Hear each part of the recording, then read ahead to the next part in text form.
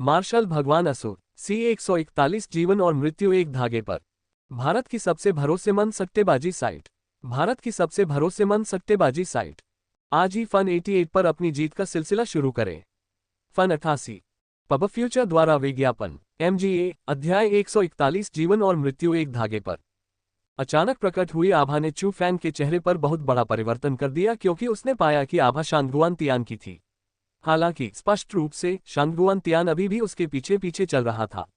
उसने उसे बाएं और दाएं दोनों तरफ से कैसे घेर लिया। यह एक मार्शल कौशल है। अपनी तरफ देखने के बाद चू फैंग आश्चर्यचकित हुए बिना नहीं रह सका। उसने चौंक कर पाया कि आभा वास्तव में शांगुआन तियान की तरह लग रही थी, लेकिन वे वास्तविक शरीर नहीं थे। वे पारदर्शी ब्रह्मपूर्ण शरीर लग रहे थे। वे चेतना के समान थे, फिर भी वे स्पष्ट रूप से नहीं थे। ये रैंक 6 मार्शल स्किल है, इल्यूजनरी बॉडी। मैं आमतौर पर इसका इस्तेमाल नहीं करता, लेकिन आज मैं तुम्हें अपनी आंखें खोलने दूंगा। जैसे ही उसने बात की, उसके शरीर पर शांगुआन तियान की गहन शक्ति घूम गई और उसके शरीर से दो और भ्रम निकल आए। वे अलग हो गए और चू फैन के पीछे हटने के रास्ते को लगभग अवरुद्ध कर दिया, जिससे चू फैन केवल आगे बढ़ सकता था और दिशा बदलने में सक्षम नहीं था। लानत है, दुनिया में ऐसा विकृत मार्शल कौशल क्यों है? चू फैन की बोलती बंद हो गई। वह युद्ध कौशल बहुत ही घिनौना था। आभा मूल शरीर के समान ही थी, जिसका अर्थ था कि उनमें समान मात्रा में शक्ति थी। यदि उस कौशल का उपयोग उसी शक्ति के दुश्मन से लड़ते समय किया जाता, तो वह ऐसी स्थिति बना सकता था जिसमें वह दुश्मन को पूरी तरह से कुचल देता। इतनी तुच्छ बात पर चौंकना। ये केवल रैंक 6 मार्शल कौशल है, और चून की मार्शल साधना का मार्ग व्यापक और गहरा है, इसलिए अनगिनत और विचित्र और अजीब चीजें हैं। उसका मार्शल कौशल बस थोड़ा और शानदार दिखता है। अगर वह किसी ऐसे व्यक्ति से मिलता है जिसके पास बहुत ताकत है, तो उसके पास ज्यादा लोग होने पर भी यह बेकार होगा। हालांकि आपको पकड़ने के लिए इस मार्शल कौशल का उपयोग करना उसके लिए काफी कारगर है। एग्गी ने कहा, बकवास। अगर मैं इसी तरह उसके दबाव में रहा तो देर सवेर मैं एक गतिरोध पर पहुंच जाऊंगा। क्या तुम कोई ऐसा तरीका नहीं सोच सकते जिससे मैं उससे छुटकारा पा सकूं? चू फैन काफी चिंतित था। वह जंगल में मारा जाना नहीं चाहता था, जबकि उसे इसके सभी कारण भी नहीं पता थे। ऐसी परिस्थितियों में आप इसे केवल भाग्य पर छोड़ सकते हैं। अगर कोई ऊंचा पहाड़ है जो सड़क को अवरुद्ध करता है, तो आप उस पर चढ़ जाते हैं। अगर कोई चट्टान है जिसका तल आपको दिखाई नहीं देता है, तो आप कूद जाते हैं। जब तक आप उसके पीछे से बच सकते हैं, तब तक आपके पास जीने का एक मौका होगा। अगर आप उसके द्वारा पकड़े गए तो निस्संदेह आप मर जाएंगे। एग्गी ने कहा, खेले और जीते एकदम नया आईफोन 16 प्रो मैक्स। खेले और जीते एकदम नया आईफोन 16 प्रो मैक्स। आज ही फन 88 पर अपनी जीत का सिलसिला शुरू करें। फन 88 पब फ्यूचर द्वारा विज्ञापन धत्तेरी की। ये बिल्कुल वैसा ही था जैसा एग्गी ने कहा था। चू फैन के पास कोई दूसरा तरीका नहीं था। वह केवल स्वर्ग पर भरोसा करके किस्मत पर भरोसा कर सकता था। किसने उसे दूसरों से कमतर कौशल रखने को कहा था? यहां तक कि अगर उसे मौत के घाट उतार दिया जाए तो भी उसके मुंह से कोई शिकायत नहीं निकलेगी। जैसे जैसे वह पागलों की तरह भागता गया, चू फैंग और भी ऊपर चढ़ता गया। उसके सामने वास्तव में एक खड़ी चट्टान एक बाधा के रूप में थी, लेकिन सौभाग्य से ये बहुत खड़ी नहीं थी और चू फैन के तरीकों से वह उस पर चढ़ सकता था। असीम पर्वत श्रृंखला के भीतर 6 घंटे तक भागने के बाद चू फैन को अचानक लगा कि कुछ गड़बड़ है। उसके सामने एक मृत अंत था, क्योंकि वहां एक बहुत ऊंची चट्टान थी। क्या स्वर्ग सचमुच चाहता है कि मैं चू फैंग नष्ट हो जाऊं? चट्टान की चोटी पर खड़े होकर चू फैंग ने नीचे देखा। उसे पता चला कि चट्टान वास्तव में अंत थी। ये बहुत खड़ी थी और अगर चू फैंग इस तरह से नीचे कूदता तो उसे ज्यादा किस्मत नहीं मिलती। डरो मत चू फैंग, ध्यान से सुनो। पानी की आवाजें आ रही हैं, इसलिए नीचे नदी का बहाव है। अगर यह जगह और भी ऊंची हो गई तो भी तुम बुरी तरह घायल हो जाओगे, लेकिन तुम्हें मरना नहीं चाहिए। एग्गी ने शांति से व्याख्या की। भागो, मुझे देखने दो कि तुम कहां भागोगे। इसे सुसाइड क्लिफ कहते हैं। चट्टानें खास हैं, और यहां तक कि प्रोफाउंड क्षेत्र में रहने वाले लोग भी चट्टान की दीवार पर नहीं चढ़ सकते। सुसाइड क्लिफ के निचले हिस्से में ड्रैगन नदी है। ड्रैगन नदी का पानी बहुत तेजी से बहता है और यह बहुत ही खतरनाक है, बिल्कुल एक तेज चाकू की तरह। पानी की फुहारों से जीवित चीजें टुकड़ों में बिखर जाएंगी और ड्रैगन नदी में राक्षसी जानवर भी हैं। भले ही पानी आपको पटक कर न मार डाले या भंवर आपको मौत के घाट न उतार दे, राक्षसी जानवर आपको निगल जाएंगे। शांगुआन तियान आगे बढ़ा। उसने अब पीछा नहीं किया और उसके कदम धीमे हो गए। उसके चेहरे पर एक आत्मसंतुष्ट भाव था और चू फैन की ओर उसकी निगाहें नकली थीं। इसलिए शुरू से ही वह चू फैन को इस मृत अंत तक मजबूर करने की योजना बना रहा था। कूदो। अगर तुम कूदोगे तो ज्यादा से ज्यादा तुम्हारा शरीर चकनाचूर हो जाएगा और तुम्हारी हड्डियां कुचल जाएंगी। लेकिन अगर तुम मेरे हाथों से मरोगे तो तुम धुएं के एक धागे की तरह गायब हो जाओगे। जैसे ही शांगुआनतियान पास आया, उसने व्यंग्य किया। उस पल चू फैंग अचानक मुस्कुराया। उसकी मुस्कान बहुत डरावनी थी और उसने कहा, शांगुआनतियान, प्रार्थना करो। प्रार्थना करो कि मैं ऐसे ही मर जाऊं। प्रार्थना करो कि तुम मुझे फिर कभी न देखो। नहीं तो मैं, चू फैंग, तुम्हें ढूंढ लूंगा। जब वह दिन आएगा तो सिर्फ तुम्हारा ही अंत नहीं होगा, ये तुम्हारे शांगुआन परिवार का विनाश होगा। ऐसा कहने के बाद चू फैंग ने अचानक छलांग लगाए और शानदार ढंग से चट्टान से नीचे कूद गया। बहुत जल्दी वह कोहरे में डूब गया, जिससे उसका कोई भी निशान छिप गया। खेले और 1 करोड़ जीते। खेले और 1 करोड़ जीते। FUN 88 भारत का सबसे भरोसेमंद मंच। फन 88 पब फ्यूचर द्वारा विज्ञापन। ये देखकर शांगुआनतियान तुरंत उस जगह पर पहुंचा जहां चू फैंग खड़ा था। उसने ध्यान केंद्रित किया और ध्यान से देखा। किसी कारण से उसके दिल में चिंता की एक झलक पैदा हुई। उसे अचानक पछतावा हुआ। उसे पछतावा हुआ कि उसने चू फैंग को व्यक्तिगत रूप से नहीं मारा और इसके बजाय उसे चट्टान से नीचे धकेल दिया। ये कहना जरूरी था कि चट्टान बहुत ऊंची थी। कूदने के बाद कोहरे से गुजरने और नीचे देखने में काफी समय लग गया। नीचे ये बिल्कुल वैसा ही था जैसा शांगुआनतियान ने बताया था। वहां एक चौड़ी और भयंकर नदी थी। वह नदी बहुत ही विचित्र थी। पानी की धारें बहुत ही भयंकर थीं और अनगिनत धाराएं बह रही थीं। एक पल में ही उसे पानी की धाराओं में कई भावरें घूमती हुई दिखाई दे रही थीं। उस समय चू फैंग ने खुद को बचाने के लिए अपने शरीर के माध्यम से मूल शक्ति को जल्दी से घुमाया। चट्टान से गिरना वास्तव में बहुत अधिक था और भले ही वह नदी में गिर गया हो, फिर भी एक बहुत बड़ी ताकत प्रभाव में आ जाएगी। अगर यह कोई और होता तो वे सीधे मांस की चटनी बन जाते। हालांकि चू फैंग को भी ज्यादा किस्मत नहीं मिली। तारांकन टकराना। चू फैंग के ड्रैगन नदी में डूबने से हर जगह तेज पानी का छिड़काव हुआ। डूबते ही चू फैंग पूरी तरह से बेहोश हो गया और तेज धाराओं में बह गया। चू फैंग पानी के बहाव के साथ बहता चला गया और उसकी चेतना अस्त व्यस्त हो गई। वह वास्तव में बुरी तरह घायल हो गया था और एग्गी के चिल्लाने के बावजूद चू फैंग अपनी चेतना को केंद्रित नहीं कर सका। जीवन और मृत्यु वास्तव में एक धागे पर लटकी हुई थी। लगभग 5 दिन इसी स्थिति में बीते और चू फैंग की चेतना धीरे धीरे ठीक होने लगी। जब उसने अपने शरीर से चुभने वाला दर्द महसूस किया तो उसने स्पष्ट रूप से एक युवा महिला की मधुर और सुंदर आवाज सुनी। ओए, तुम ठीक हो, उठो। जब वह अचंभित था, चू फैंग ने धीरे से अपनी आंखें खोली। तभी उसे पता चला कि वह घास पर लेटा हुआ था। उसके पास भयंकर ड्रैगन नदी थी। यह एक क्रूर जंगली जानवर की तरह थी और यह अभी भी उफान मार रही थी और दहाड़ रही थी। बच गए, मरे नहीं। ये चू फैंग के अवचेतन विचार थे, क्योंकि उसने जो कुछ भी देखा और उसके शरीर से आ रही पीड़ा भी, उसने चू फैंग को यह स्वीकार करने दिया कि वह अभी भी जीवित है। अरे, मैं तुमसे बात कर रहा हूं, तुम जवाब क्यों नहीं दे रहे हो? ठीक उसी समय वह मधुर और सुंदर आवाज फिर से गूंजी। चू फैंग ने सिर घुमाकर देखा तो उसे पता चला कि उसके पीछे एक युवती खड़ी थी। वह करीब 15 साल की थी, लंबी कद काठी, नाजुक चेहरे की बनावट, सुंदर रूप रंग और उसकी साफ सुथरी बड़ी बड़ी आंखें पलके झपकाते हुए उसे घूर रही थीं। युवती के पीछे एक बड़ा आदमी और एक बूढ़ा आदमी खड़ा था। उसकी जिज्ञासा के विपरीत वे सतर्कता से भरे हुए थे। मिस, लगता है वह ठीक है। चलो जल्दी से चलते हैं क्योंकि हमें आसमान में अंधेरा होने से पहले व्हाइट टाइगर विला तक पहुंचना है, बूढ़े आदमी ने कहा और आग्रह किया। मम, युवती ने अर्थपूर्ण ढंग से चू फैंग की ओर एक नजर डाली और फिर मुड़कर चली गई। रुको, तुम सब व्हाइट टाइगर विला की ओर जा रहे हो? चू फैंग जल्दी से बोला। भारत की सबसे भरोसेमंद सट्टेबाजी साइट।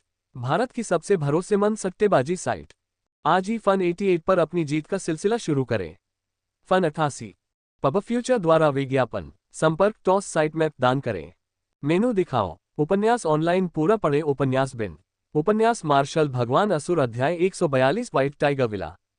गुणा प्रिय पाठकों, अधिक अध्यायों के अनुवाद में हमारी टीम की सहायता के लिए यहां दान करें। URL मार्शल भगवान असुर C 142 white tiger villa. Ads by Pubfuture. MGA अध्याय 142 व्हाइट टाइगर विला। रुको, तुम सब व्हाइट टाइगर विला की ओर जा रहे हो? चू फैंग जल्दी से बोला। उसने मन ही मन सोचा, क्या ड्रैगन नदी सीधे व्हाइट टाइगर पर्वत श्रृंखला की ओर जाती है और उसे पता भी नहीं चला कि वह अपने गंतव्य तक पहुंच चुका है? क्या white tiger villa white tiger mountain range का सबसे मशहूर विला नहीं था? ये वही विला था जिसमें वह घुसना चाहता था। आखिरकार व्हाइट टाइगर विला नाम का मतलब था कि विला संभवतः vermilion bird city, black tortoise city और एजियो ड्रैगन स्कूल जैसा ही था। व्हाइट टाइगर विला संभवतः व्हाइट टाइगर माउंटेन रेंज में एक खास तरह का और एक हद तक रहस्य समेटे हुए था। आप भी व्हाइट टाइगर विला की ओर जाना चाहते हैं? युवती ने असहज भाव प्रकट किया। ये सही है, मुझे आश्चर्य है कि क्या आप मुझे भी साथ ला सकते हैं? चू फैंग ने एक गैर बुरी मुस्कान प्रकट की। उसने पाया कि 3 लोगों के अलावा पास में ही एक गाड़ी रुकी हुई थी। उस गाड़ी में कोई नहीं था, इसलिए जाहिर है कि वह गाड़ी उनकी ही थी। हालांकि चू फैन की पैदल चलने की गति धीमी नहीं थी, लेकिन उस समय वह पूरे शरीर में दर्द से कराह रहा था और ऐसा लग रहा था जैसे उसका शरीर टूटने वाला है। उसके शरीर में मूल शक्ति बहुत कम थी, इसलिए स्वाभाविक रूप से वह मुफ्त सवारी करना चाहता था। चूंकि हम एक ही जगह जा रहे हैं, तो हमारे साथ चलो। युवती ने कुछ देर सोचा, फिर उसने सिर हिलाकर सहमति जताई। मिस, हालांकि ये देखकर बूढ़ा आदमी और बड़ा व्यक्ति घबरा गया। कोई बात नहीं, गाड़ी में वैसे भी अतिरिक्त जगह होती है ना? उसे देखो, अगर वह व्हाइट टाइगर विला तक पैदल जाता तो कौन जानता है कि उसे कितना समय लगना चाहिए। युवती हल्के से मुस्कुराई और वह काफी दयालु लग रही थी। उसे इस प्रकार दृढ़ निश्चय देखकर बूढ़े व्यक्ति और बड़े व्यक्ति ने एक दूसरे को देखा, फिर कुछ नहीं कहा क्योंकि वे केवल मौन स्वीकृति दे सकते थे। बहुत बहुत धन्यवाद। Ads by Pubfuture. Chu Feng ने खुद को रोक नहीं पाया और गाड़ी की दिशा में चल पड़ा। वह जानता था कि लोगों का समूह निश्चित रूप से इस क्षेत्र में उससे ज्यादा परिचित था, इसलिए उनका पीछा करना बिल्कुल सही था। मिस वांग, आप सब व्हाइट टाइगर विला क्यों जा रहे हैं? गाड़ी पर बैठे चू फैंग ने उत्सुकता से पूछा। कुछ जानकारी के बाद उसे पता चला कि युवती का नाम वांग लिन था और उसका घर व्हाइट टाइगर माउंटेन रेंज की सीमा के भीतर एक छोटे से शहर में स्थित था। साथ ही चू फैंग को यह भी महसूस हो सकता था कि वह एक मार्शल साधक थी। हालांकि उसकी साधना बहुत कमजोर थी, क्योंकि वह आत्मा क्षेत्र के केवल दूसरे स्तर पर थी, फिर भी उसने साधना की। अगर आप मुझे वांग लिन कहें तो कोई बात नहीं। वह प्यार से मुस्कुराए, फिर गर्व से बोली, बेशक ये व्हाइट टाइगर विला की नौकर परीक्षा में शामिल होने के लिए है। नौकर परीक्षा? चू फैंग ने प्रश्नवाचक भाव प्रकट किया। तुम्हें नहीं पता, ये व्हाइट टाइगर विला की नौकर परीक्षा है। हर महीने व्हाइट टाइगर विला बाहर से नौकरों को स्वीकार करता है।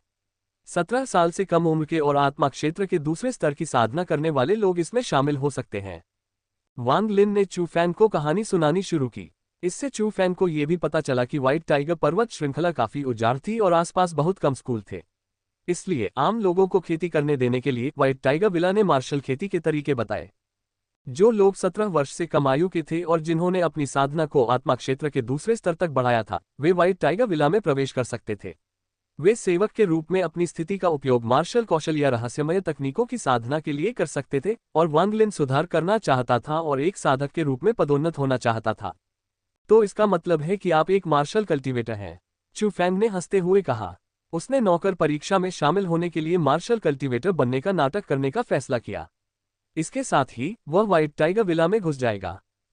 मेरे परिवार की बेटी आधे साल पहले ही आत्मा क्षेत्र के दूसरे स्तर पर पहुंच गई थी। तुम्हारे जैसे गंवार को मेरे परिवार की मालकिन की ताकत कैसे दिखाई देगी? वांग लिन को बोलने से पहले ही घोड़े को चलाने वाला बड़ा व्यक्ति दहाड़ा और चू फैंग को भी गहरी घृणा से देखने लगा। चू फैंग नदी के किनारे लेटा था और उसके कपड़े फटे पुराने थे, इसलिए चाहे आप उसे कैसे भी देखें, वह किसी गांव से आया हुआ एक गंवार ही लगता था। इसलिए उसने अपने दिल की गहराई से चू फैंग को देखा और महसूस किया कि वह कुछ भी नहीं जानता। खांसी। यह महसूस करते हुए कि माहौल ठीक नहीं था, वांग लिन ने 2 बार हल्के से खांसी की और फिर चू फैंग से पूछा, चू फैंग, व्हाइट टाइगर विला में आपका क्या काम है? वांग लिन के सवाल का सामना करते हुए चू फैंग ने शांति से मुस्कुराते हुए मनमाने ढंग से जवाब दिया, आपके समान ही कारण। तुमने क्या कहा? जब चू फैंग ने ये शब्द कहे तो गाड़ी पर बैठे 3 अन्य लोग बहुत हैरान रह गए। Ads by Pubfuture. क्या कहा तुमने? एक बार और बोलो। वांग लिन, बड़ा आदमी और गाड़ी चला रहा बूढ़ा आदमी भी चू फैंग को ध्यान से देख रहा था। उनके चेहरे पर संदेह साफ झलक रहा था और उन्हें यह भी संदेह था कि उन्होंने गलत सुना है। वे चू फैंग की बातों पर भरोसा करने की हिम्मत भी नहीं कर पा रहे थे। मैंने कहा, मेरा लक्ष्य वांग लिन जैसा ही है और मैं व्हाइट टाइगर विला की नौकर परीक्षा में शामिल होने जा रहा हूं। चू फैंग ने प्रत्येक शब्द पर जोर दिया। आप ये भी कह रहे हैं कि आप एक मार्शल साधक हैं? बूढ़े आदमी ने अपनी आंखें सिकोड़ ली और वह संदेह से भर गया। क्यों? क्या मैं वैसा नहीं दिखता? चू फैंग मुस्कुराया। युवक, एक व्यक्ति के रूप में ईमानदार बनो। झूठ बोलना सही नहीं है। बड़े व्यक्ति को चू फैंग की बातों पर विश्वास नहीं हुआ। हालांकि व्हाइट टाइगर विला ने पहले से ही मार्शल साधना के तरीकों को आम लोगों तक पहुंचाया था, लेकिन इसका मतलब यह नहीं था कि हर कोई इसे समझ सकता था। यह जानना जरूरी था कि मार्शल साधना के तरीकों को खरीदने के लिए पैसे की जरूरत होती है, इसलिए कई गरीब लोगों को साधना करने का कोई मौका नहीं मिलता था। उनकी नज़र में चू फैंग एक ऐसा ही व्यक्ति था। अपनी मर्जी से करो। चू फैंग ने कंधे उचका दिए और कोई अतिरिक्त स्पष्टीकरण नहीं दिया। ये देखकर कि चू फैंग ने खंडन नहीं किया, बूढ़े आदमी और बड़े व्यक्ति ने सोचा कि वह बड़ी बातें कर रहा है और वे चू फैंग के प्रति अपनी घृणा को और गहरा करने से खुद को नहीं रोक सके। दूसरी ओर वांग लिन ने आधे विश्वास और आधे संदेह के साथ चू फैंग को देखा और कुछ नहीं कहा। हालांकि यात्रा के आखिरी पड़ाव पर गाड़ी और भी अजीब लगने लगी। वांग लिन के अलावा जो बूढ़े आदमी और बड़े व्यक्ति के साथ बातचीत कर रहा था, लगभग किसी ने भी चू फैंग से फिर बात नहीं की। गाड़ी आगे बढ़ती रही और जब पश्चिम में सूर्य अस्त हो गया तो वे अंततः व्हाइट टाइगर विला में प्रवेश कर गए। व्हाइट टाइगर विला बहुत बड़ा था। हालांकि इसे व्हाइट टाइगर विला कहा जाता था, लेकिन असल में यह एक खूबसूरत शहर था जो एक तरफ पहाड़ के साथ बना था। इसे सफेद रंग की रहस्यमय ईंटों से बनाया गया था और महल भी बहुत खास थे।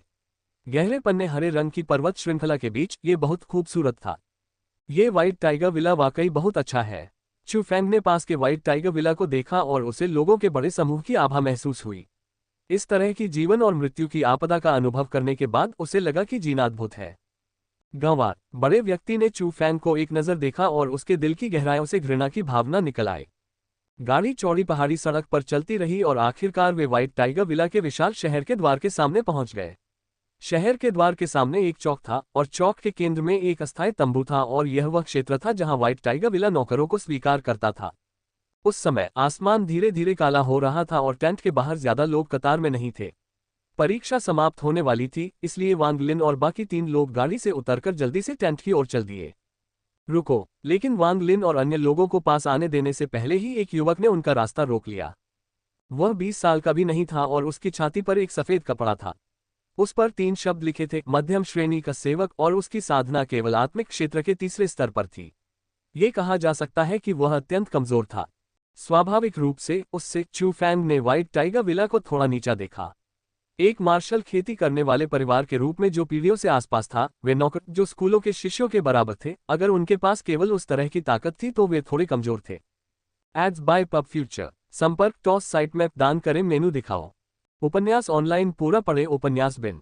उपन्यास मार्शल भगवान असुर अध्याय 143। जब तुम्हें आक्रमण करना चाहिए तो जाओ और आक्रमण करो। गुणा प्रिय पाठकों, अधिक अध्यायों के अनुवाद में हमारी टीम की सहायता के लिए यहां दान करें। URL मार्शल भगवान असुर C143। जब आपको हमला करना चाहिए तो हमला करें। Ads by Pubfuture MGA अध्याय 143। जब आपको हमला करना चाहिए तो हमला करें। भाई, मेरे परिवार की मिस व्हाइट ड्रैगन विला नौकर परीक्षा में शामिल होने आई थी। बड़े व्यक्ति ने समझाते हुए हंसते हुए कहा। अभी समय क्या है, परीक्षा तो खत्म हो ही गई है, इसलिए अगले महीने आना। उस नौकर ने उनकी आंखों में भी नहीं देखा और उसका रवैया बहुत जिद्दी था। ये देखकर वांग लिन ने थोड़ा सा मुंह सिकोड़ा, लेकिन वह उनकी स्थिति के सामने असहाय थी। वह बहुत आक्रामक होने की हिम्मत नहीं कर सकी, इसलिए वह केवल एक हल्की मुस्कान के साथ कह सकी, हम बहुत दूर से जल्दी में यहाँ आए हैं और यह काफी कठिन था, इसलिए क्या आप हमारी थोड़ी मदद कर सकते हैं। वांग लिन का रूप रंग काफी अच्छा था, इसलिए जब उस नौकर ने उसे देखा तो वह झिझकने से खुद को नहीं रोक सका और उसका चेहरा साफ तौर पर बेहतर हो गया। फिर भी उसने दृढ़ता से कहा, मैं नहीं कर सकता। उसी समय चौक के चारों ओर बहुत से अन्य सेवक आ गए और लगभग सभी ने अपने तंबू बंद कर लिए। किसी को भी पास आने से मना कर दिया गया। उस पल वे तीनों अचंभित रह गए। हालांकि अगर वे इस महीने नहीं आ पाए तो अगले महीने भी आ सकते थे, लेकिन वे तीनों बिना किसी खर्च के यात्रा नहीं करना चाहते थे। ये मेरी कुछ दयालु भावनाएं हैं, कृपया इन्हें स्वीकार करें। जब वह घबरा गया तो बूढ़े व्यक्ति ने अपनी जेब से 10 टाइल चांदी निकाली और उसे दे दी। बूढ़े कमीने, तुम्हें लगता है कि मुझे तुम्हारे 10 टाइल चांदी की जरूरत है? यहां से चले जाओ, नहीं तो मैं तुम सबको पकड़ लूंगा। बूढ़े आदमी की हरकतों से नौकर को बहुत गुस्सा आया और वह इशारा करके गालियां देने लगा। खेद खेद। Ads by Pubfuture. इससे बूढ़ा आदमी घबरा गया। उन्होंने जल्दी से माफी मांगी और साथ ही साथ वापस लौट गए और अब और ज्यादा जिद करने की हिम्मत नहीं जुटा पाए। हालांकि जब उन तीनों ने हार मान ली तो चू फैंग शान से उनके पास आया, उनके कंधों को छुआ और सीधे तंबू की ओर चला गया। रुको, क्या तुमने सुना नहीं जो मैंने अभी कहा? दूर हटो। सेवक के अंदर पहले से ही क्रोध की ज्वाला जल रही थी और जब उसने एक व्यक्ति को ऊपर जाने का साहस करते देखा तो वह तुरंत चिल्ला उठा। तुमने क्या कहा? मैं ठीक से सुन नहीं पाया। चू फैंग ने अपना कान आगे बढ़ाया और ऐसे बर्ताव किया जैसे उसे समझ में नहीं आया। मैंने कहा, शो तारांकन बम। नौकर की बात पूरी होने से पहले ही चू फैंग का स्पष्ट थप्पड़ उसके चेहरे पर पड़ा। उसी समय चू फैंग ने अपना पैर उठाया और लात मारी। उसने नौकर को तब तक लात मारी जब तक उसका चेहरा आसमान की ओर नहीं हो गया और वह बुरी तरह से जमीन पर गिर गया। यह दृश्य बहुत तेजी से हुआ, लेकिन फिर भी वहां बहुत से लोग थे जिन्होंने इसे देखा। व्हाइट टाइगर विला के सभी नौकरों ने उसे घेर लिया और ऐसा लग रहा था कि वे चू फैंग पर हमला करना चाहते हैं। वांग लिन अवाक रह गई। उसने कभी नहीं सोचा था कि चू फैंग सीधे हमला करेगा। यह अकल्पनीय था। मिस, चलो जल्दी से चलें। बूढ़े आदमी और बड़े व्यक्ति ने एक ही समय में वांग लिन को पकड़ लिया और उसे खींचकर दूर ले गए। उन दोनों को लगा कि चू फैंग मर चुका है। व्हाइट टाइगर विला के लोगों पर हमला करने वाले आम लोग बस मरना चाहते थे, इसलिए उन्होंने चू फैंग से खुद को दूर करने की पूरी कोशिश की ताकि चू फैंग के साथ सभी रिश्ते खत्म हो जाएं। Ads by Pubfuture. उन्हें ब्लॉक करो, वे एक साथ हैं। लेकिन ठीक उसी समय जिस नौकर को चोट लगी थी, उसने वांग लिन और अन्य लोगों पर इशारा किया और चिल्लाया। दूसरे नौकरों ने जल्दी से उनका रास्ता रोक दिया। उन्होंने वांग लिन और चू फैंग के साथ अन्य लोगों को घेर लिया। तुम बदतमीज हो, हमें तुमने घसीट कर नीचे गिरा दिया है। उस समय बूढ़ा आदमी और बड़ा व्यक्ति बेहद डर गए थे। उन दोनों के शरीर कांप रहे थे और वे चू फैंग को दोषी ठहराने से खुद को नहीं रोक पाए। हालांकि वांग लिन बाकी दो की तुलना में थोड़ी मजबूत थी, लेकिन वह भी स्पष्ट रूप से डरी हुई थी। केवल चू फैंग शांत रहा और उसके दोनों हाथ उसकी छाती के सामने बंधे हुए थे। उसकी निगाहों में तिरस्कार का एक निशान भी था। अरे, तुमने मुझे मारने की हिम्मत की, उसे पीट पीट कर मार डालो। पीटा गया नौकर उठा और चू फैंग की ओर दौड़ा। अन्य नौकर भी आगे बढ़े। रुको, लेकिन इससे पहले कि वे हमला करते, अचानक एक क्रोधित चीख गूंजी। उस आवाज को सुनकर नौकरों के चेहरे काफी बदल गए। उन्होंने न सिर्फ अपनी हरकतें रोक दी, बल्कि एक तरफ जाकर रास्ता भी बना लिया। उधर देखा तो एक बूढ़ा आदमी उनकी तरफ आ रहा था। बूढ़े आदमी ने कपड़े के कपड़े पहने थे और यह बहुत ही सरल और सादा था। हालांकि उसकी भौहों के बीच उग्रता थी। नौकरों द्वारा उसके साथ किए जा रहे सम्मानजनक व्यवहार के अलावा सभी ने अवचेतन रूप से महसूस किया कि बूढ़ा आदमी एक असामान्य जगह से आया था। चू फैंग को लग रहा था कि बूढ़ा आदमी मूल क्षेत्र के 5वें स्तर का साधक था। हालांकि चू फैंग की नज़र में मूल क्षेत्र के 5वें स्तर के लोग ज्यादा नहीं थे, लेकिन सफेद बाघ विला के सेवकों की तुलना में बूढ़े आदमी की साधना बहुत ज्यादा मजबूत थी। क्या हो रहा है? बूढ़े आदमी ने पूछा। इस लड़के ने हम पर हमला करने की हिम्मत की। नौकरों ने चू फैंग की ओर इशारा करते हुए वही बातें कहीं। ओह! बूढ़े आदमी ने उस नौकर की तरफ देखा जिस पर हमला हुआ था, फिर चू फैंग का आकलन किया। न केवल वह क्रोधित नहीं था, बल्कि उसकी आंखों में सदमा भी उभर आया। Ads by Pubfuture. कारण बहुत सरल था। सेवक के पास आत्मिक क्षेत्र के 3रे स्तर की साधना थी और जो लोग उसे हरा सकते थे, उनके पास निश्चित रूप से उससे अधिक शक्ति थी। चू फैंग इतना युवा था, फिर भी उसके पास उस तरह की शक्ति थी, इसलिए स्वाभाविक रूप से उसे दूसरे दृष्टिकोण से देखा जाएगा। आप नौकर परीक्षा में शामिल होने के लिए यहाँ हैं। बूढ़े आदमी ने चू फैंग को देखा और उसका स्वर बहुत कोमल था। हाँ, चू फैंग का रवैया भी बहुत विनम्र था।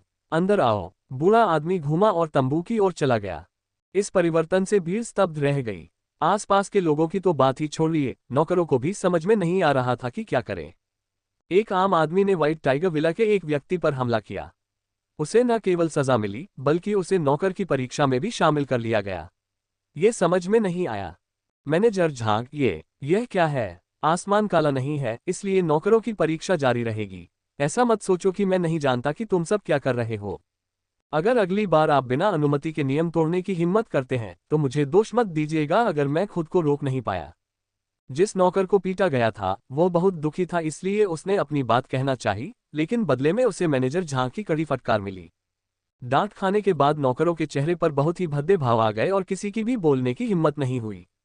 आसपास के लोगों को भी यह बात सुनाई दे रही थी कि परीक्षा अभी समाप्त नहीं हुई है, लेकिन बात सिर्फ इतनी थी कि नौकर जल्दी घर लौटना चाहते थे, इसलिए उन्होंने परीक्षा में भाग लेने वाले लोगों को रोक दिया था। उसी क्षण न केवल चू फैंग, बल्कि हर कोई जो परीक्षा में शामिल होना चाहता था, वहां चला गया। लगातार तंबू में घुसते लोगों को देखते हुए वांग लिन वहीं खड़ी रही। उसने चुपचाप अपना सिर नीचे कर लिया। वह जाना चाहती थी, लेकिन उसके पास हिम्मत नहीं थी। उनके वर्तमान अवसर के लिए चू फैंग ने संघर्ष किया। हालांकि जब चू फैंग खतरे में था, तो न केवल उसने उसकी मदद नहीं की, बल्कि वह पीछे हट गई।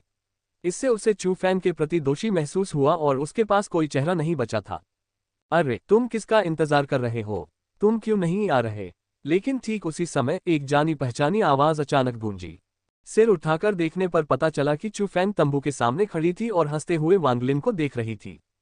उस पल वांग लिन को अपने दिल में बहुत अच्छा लगा। उसने उम्मीद नहीं की थी कि चू फैंग के साथ उसके पिछले व्यवहार के बाद भी वह उसके साथ इतना दोस्ताना व्यवहार करेगा। थोड़ी देर की हिचकिचाहट के बाद वांग लिन फिर भी आगे बढ़ी क्योंकि वह उस मौके को खोना नहीं चाहती थी। चू फैन के पास पहुंचने के बाद उन दोनों ने एक दूसरे को देखा, मुस्कुराए, फिर एक साथ तंबू में चले गए। पब फ्यूचर द्वारा विज्ञापन। संपर्क टॉस साइट मैप दान करें मेनू दिखाओ। उपन्यास ऑनलाइन पूरा पढ़े। उपन्यास बिन। उपन्यास मार्शल भगवान असुर अध्याय 144 मुरोग शियागाओ। गुणा प्रिय पाठकों, अधिक अध्यायों के अनुवाद में हमारी टीम की सहायता के लिए यहाँ दान करें। URL मार्शल भगवान असुर C144 मुरोग शियागाओ। पब फ्यूचर द्वारा विज्ञापन। MGA अध्याय 144 मुरोग जियागाओ। सूरज पश्चिम में डूब गया। जब चौक में मशालें जलाई गईं तो आसमान पहले से ही अंधेरा हो गया था। परीक्षा सचमुच समाप्त हो गई। जो युवा पुरुष और महिलाएं परीक्षा में पास हुए उन्हें नौकरों द्वारा एक एक करके व्हाइट टाइगर विला में लाया गया और इसके साथ ही वे व्हाइट टाइगर विला के सदस्य बन गए। लेकिन वांग लिन और चू फैंग तंबू से बाहर नहीं आए। इससे बड़े व्यक्ति और बूढ़े व्यक्ति को बहुत बेचैनी हुई। पिछले दृश्य के बाद उन्हें पता चला कि चू फैंग एक मार्शल कल्टीवेटर था। फिर उन्होंने चू फैंग के प्रति अपने उपहास के बारे में सोचा। उसी समय जब उन्हें शर्म महसूस हुई तो उन्हें चिंता हुई कि चू फैंग वांग लिन को नुकसान पहुंचाएगा। आखिरकार कोई भी ये बता सकता था कि मैनेजर झांग का चू फैंग के प्रति सकारात्मक प्रभाव था, अन्यथा भले ही नौकर ने पहले नियमों को तोड़ा हो, वह आम लोगों को व्हाइट टाइगर विला के लोगों पर हमला करने की अनुमति नहीं देगा। चाचा झाओ, चाचा लियू। हालांकि जब वांग लिन उनकी नजरों में आया तो उनकी चिंताएं बादलों की तरह गायब हो गईं। मिस, आप पास हो गईं। बड़े व्यक्ति ने वांग लिन की छाती पर निचले दर्जे के नौकर के प्रतीक को देखा और वह अतुलनीय रूप से उत्साहित था। आखिरकार व्हाइट टाइगर विला में प्रवेश करने में सक्षम होने का मतलब था कि खेती की राह और भी आसान होगी। बकवास। हमारी मिस असली चीज है और कोई कारण नहीं है कि वह पास ना हो। बूढ़ा आदमी भी हंसा और उसने अपने दिल की गहराई से वांग लिन के लिए खुशी महसूस की। हालांकि वांग लिन की पारिवारिक स्थिति खराब नहीं थी, फिर भी वह व्हाइट टाइगर विला से अतुलनीय थी। भले ही वह व्हाइट टाइगर विला की नौकर थी, लेकिन व्हाइट टाइगर पर्वत श्रृंखला में उसका रुतबा और पद था। इसलिए कोई भी मार्शल साधक व्हाइट टाइगर विला में प्रवेश करना चाहेगा।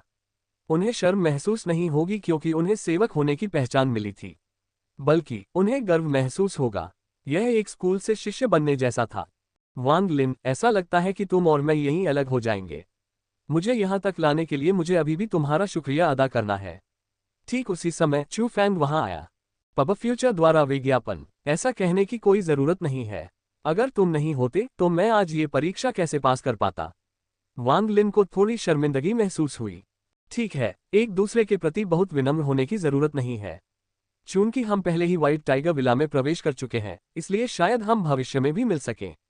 चू फैंग मुस्कुराया और मुड़ने और जाने से पहले अपना हाथ हिलाया।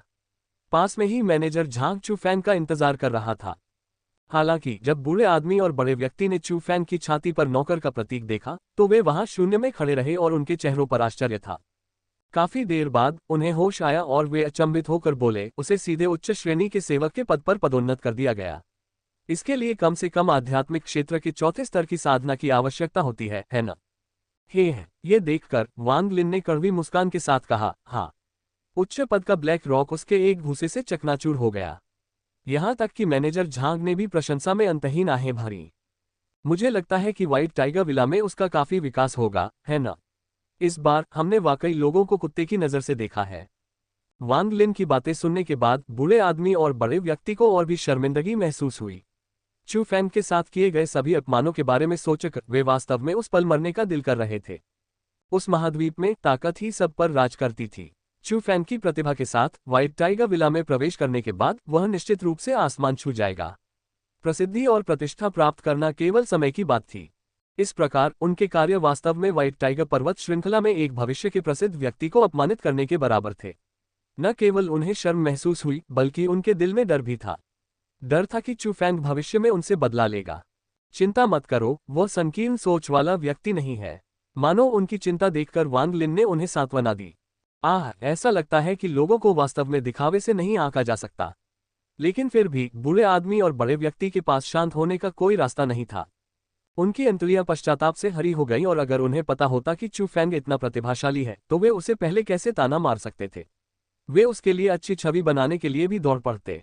हालांकि अगर उन्हें पता होता कि आत्मा क्षेत्र के चौथे स्तर पर होने के कारण केवल चू फैंग अपनी ताकत छुपा रहा था और उसकी असली ताकत मूल क्षेत्र के पहले स्तर पर थी, तो कौन जानता था कि उनकी अभिव्यक्ति क्या होगी।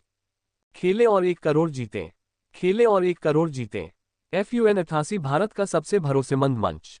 फन 88 पबफ्यूचर द्वारा विज्ञापन। अलग होने के बाद वांग लिन और चू फैंग दोनों को व्हाइट टाइगर विला में भेज दिया गया, लेकिन चूंकि उनकी स्थिति अलग थी इसलिए उनके निवास स्थान भी अलग थे। व्हाइट टाइगर विला में समुद्र की तरह हसीन इमारतों के समूह के बीच एक छोटा सा सुंदर घर था। वह उच्च श्रेणी के नौकरों का रहने का स्थान था, जो आज चू फैंग का विश्राम स्थल है। मैंने कभी नहीं सोचा था कि यह इतना सफल होगा। चू फैंग बिस्तर पर पैर मोड़कर बैठ गया। उसने अपनी छाती के ऊपर उच्च श्रेणी के नौकर के प्रतीक पर एक नजर डाली, अपने हाथ में किताब को देखा और वह हल्के से मुस्कुराए बिना नहीं रह सका। यह रैंक 2 मार्शल कौशल था और इसे मैनेजर झांग ने उसे दिया था। हालांकि हर नौकर को वह उपचार नहीं मिल सकता था। हालांकि व्हाइट टाइगर विला के नौकर वास्तव में मार्शल कौशल विकसित कर सकते थे, लेकिन यह उच्च श्रेणी के नौकरों तक ही सीमित था। यह दुर्लभ ही था कि साधना के लिए मार्शल कौशल प्राप्त करने में सक्षम हो सके, जैसा कि चू फैंग ने तब किया था जब उसने व्हाइट टाइगर विला में प्रवेश किया था। हालांकि चू फैंग के लिए रैंक 2 मार्शल कौशल की खेती करने की कोई आवश्यकता नहीं थी, और साथ ही क्योंकि वर्तमान में वह बेहद थक गया था, उसने मार्शल कौशल को बिस्तर के सिर पर फेंक दिया, फिर लेट गया और सो गया। तब से चू फैंग ने खुद को पूरे 10 दिनों तक व्हाइट टाइगर विला में छिपाए रखा। हालांकि उसे नौकर का दर्जा प्राप्त था, लेकिन चूंकि वह एक उच्च श्रेणी का नौकर था, इसलिए चू फैंग को नौकरों जैसी चीजें करने की जरूरत नहीं थी। ज्यादातर वह मध्यम श्रेणी और निम्न श्रेणी के नौकरों को काम का निर्देश देता था। चू फैंग के लिए ज्यादातर समय वह व्हाइट टाइगर विला के रहस्यों के बारे में पूछताछ करता था। वहां रहने के 10 दिनों में चू फैंग को कुछ नतीजे मिले और उसे व्हाइट टाइगर विला के बारे में कुछ हद तक समझ आ गई। व्हाइट टाइगर विला का इतिहास 500 साल पुराना था और नींव के मामले में वे कुछ स्कूलों से कमतर नहीं थे। उनकी ताकत भी सरल नहीं थी और विला में कई विशेषज्ञ थे। हालांकि क्योंकि वे काफी दूर थे, इसलिए एजोर प्रांत के बहुत कम लोगों ने उस जगह पर ध्यान दिया। हालांकि व्हाइट टाइगर विला के निर्माता वास्तव में काफी अच्छे व्यक्ति थे। 500 साल पहले व्हाइट टाइगर माउंटेन रेंज में व्हाइट टाइगर विला जैसी कोई चीज नहीं थी। उस समय पहाड़ी इलाके की वजह से वहां और भी ज्यादा गरीब आम लोग थे। उनके लिए पहाड़ से बाहर निकलना बहुत मुश्किल था और उनमें से ज्यादातर ने अपने आखिरी साल वहीं बिताए। उस समय व्हाइट टाइगर पर्वत श्रृंखला के भीतर वास्तव में कुछ मार्शल खेती करने वाले परिवार थे जो पीढ़ियों से आसपास थे।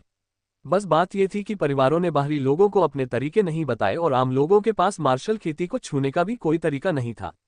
व्हाइट टाइगर विला के निर्माता मुरोग शियाओयाओ का जन्म एक आम आदमी के रूप में हुआ था। उस समय वह अभी भी एक युवा व्यक्ति था और चूंकि वह अपने पूरे जीवन में बेकार रहना बर्दाश्त नहीं कर सकता था, इसलिए वह एक मार्शल साधना परिवार में नौकर के रूप में छिप गया। वह उस परिवार की एक युवती के साथ भी मिला। उससे उसने मार्शल साधना के तरीके सीखे और उसने रहस्यमय तकनीकें और मार्शल कौशल भी सीखे। हालांकि जब ये खुलासा हुआ तो मुरोग शियाओयाओ को उस परिवार द्वारा पीछा किया गया। अंत में उसे एक ऐसे क्षेत्र में भागने के लिए मजबूर होना पड़ा जिसे खतरे वाला क्षेत्र माना जाता था। उस समय सभी को लगा कि मुरोग शियाओयाओ मर चुका है। हालांकि 5 साल बाद वह उस मृत क्षेत्र से बाहर निकल आया और अपनी पीढ़ी का मार्शल कल्टीवेटिंग विशेषज्ञ बन गया। वह व्हाइट टाइगर माउंटेन रेंज के भीतर अजेय था। जब मुरोग शियाओयाओ वहां से बाहर आया और उसने पाया कि जिस महिला ने उसे मार्शल खेती के तरीके सिखाए थे उसे उस परिवार ने मार डाला था, तो उसने क्रोध में आकर उन सभी को मार डाला। फिर वह वापस लौटा और व्हाइट टाइगर विला का निर्माण किया। व्हाइट टाइगर विला की स्थापना के बाद ये जल्दी ही व्हाइट टाइगर माउंटेन रेंज का अधिपति बन गया। व्हाइट टाइगर माउंटेन रेंज के बाहर के कई विशेषज्ञों ने इसके बारे में सुना आए और व्हाइट टाइगर विला में शामिल हो गए। मुरोग शियाओयाओ ने मार्शल साधना के तरीकों को आम लोगों तक फैलाया ताकि व्हाइट टाइगर माउंटेन रेंज में हर कोई मार्शल साधना के मार्ग को छू सके और अपनी नियति बदल सके। पबफ्यूचर द्वारा विज्ञापन। संपर्क टॉस साइट मैप दान करें। मेनू दिखाओ। उपन्यास ऑनलाइन पूरा पढ़े। उपन्यास बिन। उपन्यास मार्शल भगवान असुर अध्याय 145 चेतना संरक्षक। गुणा प्रिय पाठकों, अधिक अध्यायों के अनुवाद में हमारी टीम की सहायता के लिए यहां दान करें। URL मार्शल भगवान असुर C145 चेतना संरक्षक। पबफ्यूचर द्वारा विज्ञापन। MGA अध्याय 145 चेतना संरक्षक। किंवदंतियों के अनुसार उस वर्ष मुरोग शियाओयाओ को निश्चित रूप से प्रथम श्रेणी का चरित्र कहा जा सकता था। उसने एक अत्यंत मजबूत मार्शल कौशल को समझा और उसके आक्रमण के तरीके दुनिया में बेजोड़ थे। लगभग कोई भी उसे रोक नहीं सकता था। यहाँ तक कि एजोर प्रांत के एक प्रसिद्ध विश्व प्रेतात्मवादी, जिसके पास अत्यंत मजबूत रक्षा पद्धतियां थीं, ने भी उससे युद्ध किया, फिर भी वह एक ही वार में मारा गया। उस समय कुछ लोगों को लगा कि मुरोग शियाओयाओ एजोर ड्रैगन संस्थापक की तरह ही होगा और पीढ़ी का स्वर्ग का गौरव बन जाएगा। हालांकि किसी को भी उम्मीद नहीं थी कि वह अचानक गायब हो जाएगा जैसे ही उसकी शक्ति उभरी। जिस साल वह गायब हुआ उसी साल वह मृत क्षेत्र से बाहर निकला था। ये वही साल था जब उसने व्हाइट टाइगर विला की स्थापना की थी और उस साल उसकी उम्र सिर्फ 20 साल थी। कुछ लोगों ने कहा कि चूंकि उसे मृत क्षेत्र में बहुत लाभ हुआ था, इसलिए उसने बराबर कीमत चुकाई और उसे लंबे समय तक जीवित नहीं रहना पड़ा।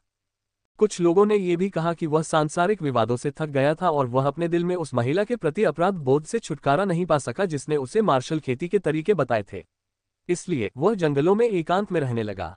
लेकिन कोई फर्क नहीं पड़ता कि मुरोग शियाओ कैसे गायब हो गया। उसके गायब होने के बाद एजियोर प्रांत के कई शक्तिशाली लोग व्हाइट टाइगर पर्वत श्रृंखला में पहुंचे और वे मुरोग शियाओ के उत्कृष्ट मार्शल कौशल को प्राप्त करना चाहते थे, लेकिन अंत में वे मृत क्षेत्र नहीं ढूंढ पाए। बाद में किसी ने सुझाव दिया कि व्हाइट टाइगर विला को पूरी तरह से समतल कर दिया जाए और भले ही उन्हें 3 फीट नीचे खोदना पड़े, उन्हें इसे ढूंढना ही था। हालांकि जैसे ही एजियोर प्रांत के शीर्ष विशेषज्ञ व्हाइट टाइगर विला को समतल करने की तैयारी कर रहे थे, मुरोग शियाओ अचानक प्रकट हुआ। ऐसा कहा जाता है कि उस समय मुरोग शियाओ केवल 2 महीने के लिए गायब हुआ था, लेकिन जब लोगों ने उसे फिर से देखा तो उसमें बहुत बड़े बदलाव हुए और वह बूढ़ा हो गया। उसके काले बाल बर्फ की तरह सफेद लंबे बालों में बदल गए। उसका चेहरा ऐसा था मानो वह कागज हो। उसने सफेद कपड़े पहने थे और वह एक मरे हुए व्यक्ति की तरह था जो जीवित था। उसने उस समय एजियोर प्रांत के शीर्ष विशेषज्ञों को पूरी तरह से नष्ट करने के लिए केवल एक ही हमले का इस्तेमाल किया। ये कहा जा सकता है कि उसने एक ही हमले से दुनिया को चौंका दिया। एक विचार से रक्त नदियों का निर्माण करता है और उसके पास ऐसी शक्ति थी जो अद्वितीय और अजेय लगती थी। घुसपैठियों को मारने के बाद मुरोग शियाओ एक बार फिर गायब हो गया। वह बहुत ही अच्छी तरह से गायब हो गया और किसी को नहीं पता चला कि वह कहाँ गया। यहां तक कि व्हाइट टाइगर विला के लोगों को भी नहीं पता था। पब फ्यूचर द्वारा विज्ञापन। हालांकि सबसे अजीब बात यह थी कि उस दिन के बाद से असाधारण विशेषज्ञों की लाशें व्हाइट टाइगर विला में अथाह रूप से दिखाई देने लगीं। उन सभी की हत्या कर दी गई और वे एक ही हमले में मारे गए। कुशल हत्या विधि उस कौशल से संबंधित थी जो केवल मुरोग शियाओ के पास थी। उसके बाद लोगों को पता चला कि मुरोग शियाओ मरा नहीं था। ये सिर्फ इतना था कि वह सांसारिक झगड़ों से तंग आ गया था, लेकिन वह अभी भी व्हाइट टाइगर विला की रखवाली कर रहा था और किसी को भी वहां घुसने नहीं दे रहा था। इसके बावजूद उस साल मुरोग शियाओ ने जो मार्शल कौशल सीखा था वह बहुत आकर्षक था। उस मार्शल कौशल के लिए अभी भी कई विशेषज्ञ थे जिन्होंने अपने जीवन के खतरों को नजरअंदाज कर दिया और छिपकर व्हाइट टाइगर विला में घुस गए। हालांकि अंत में वे मारे जाने के अपने भाग्य से बच नहीं सके। सबसे अजीब बात यह थी कि मुरोग शियाओ के गायब होने के कई 100 साल बाद भी वही चीजें अक्सर होती रहीं। सबसे हालिया घटना 200 साल पहले हुई थी और मौत का तरीका वही था जो उस समय के लोगों का था। ये जानना कि यदि मुरोग शियाओ 200 वर्ष पहले भी जीवित रहे होते तो भी उनकी आयु 300 वर्ष से अधिक होती और यह ऐसी आयु नहीं थी जिसके बाद मनुष्य जीवित रह सके।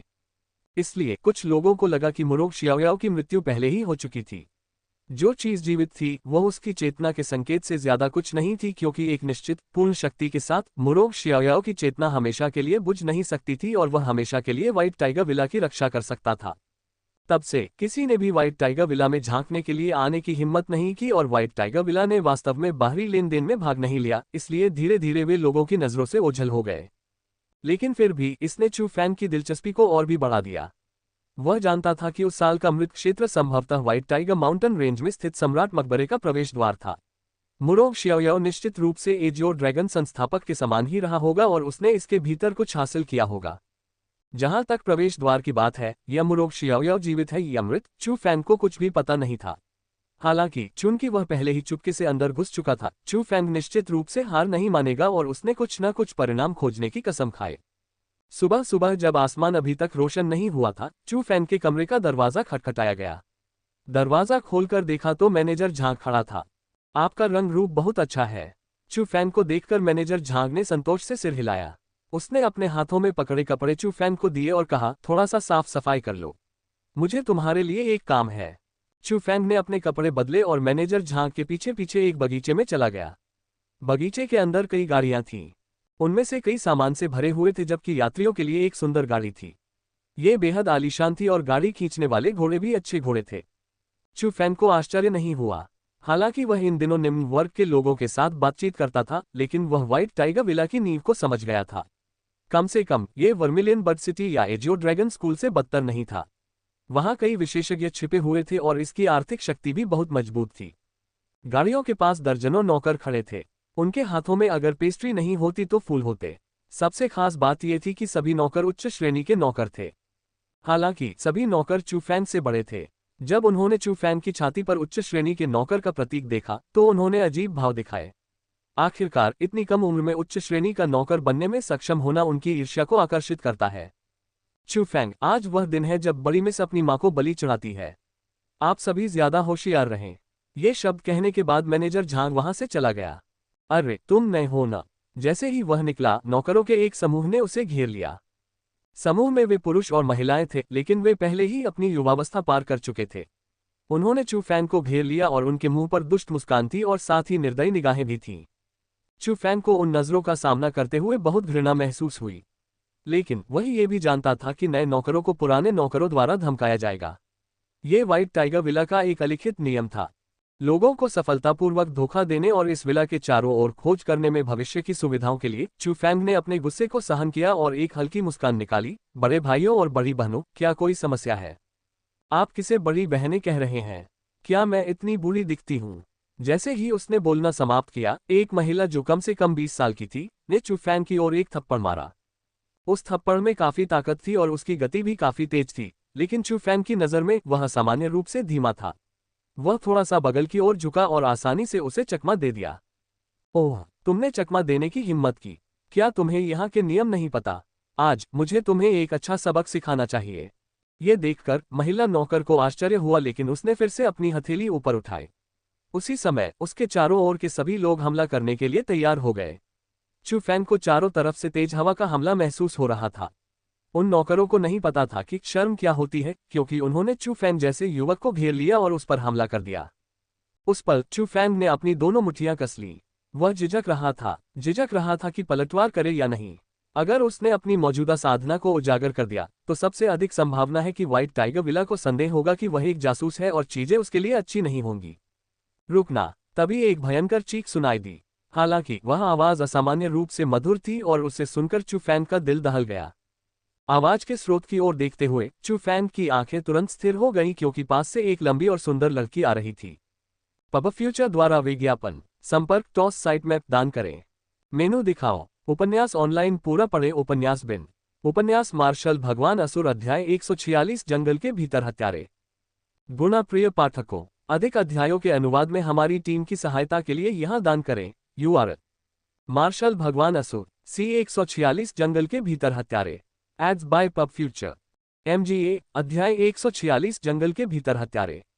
लड़की की त्वचा बर्फ की तरह थी, चिकनी और सफेद, और हालांकि उसकी शक्ल देश की सुंदरियों से मेल नहीं खाती थी, फिर भी उसका व्यवहार अनोखा था।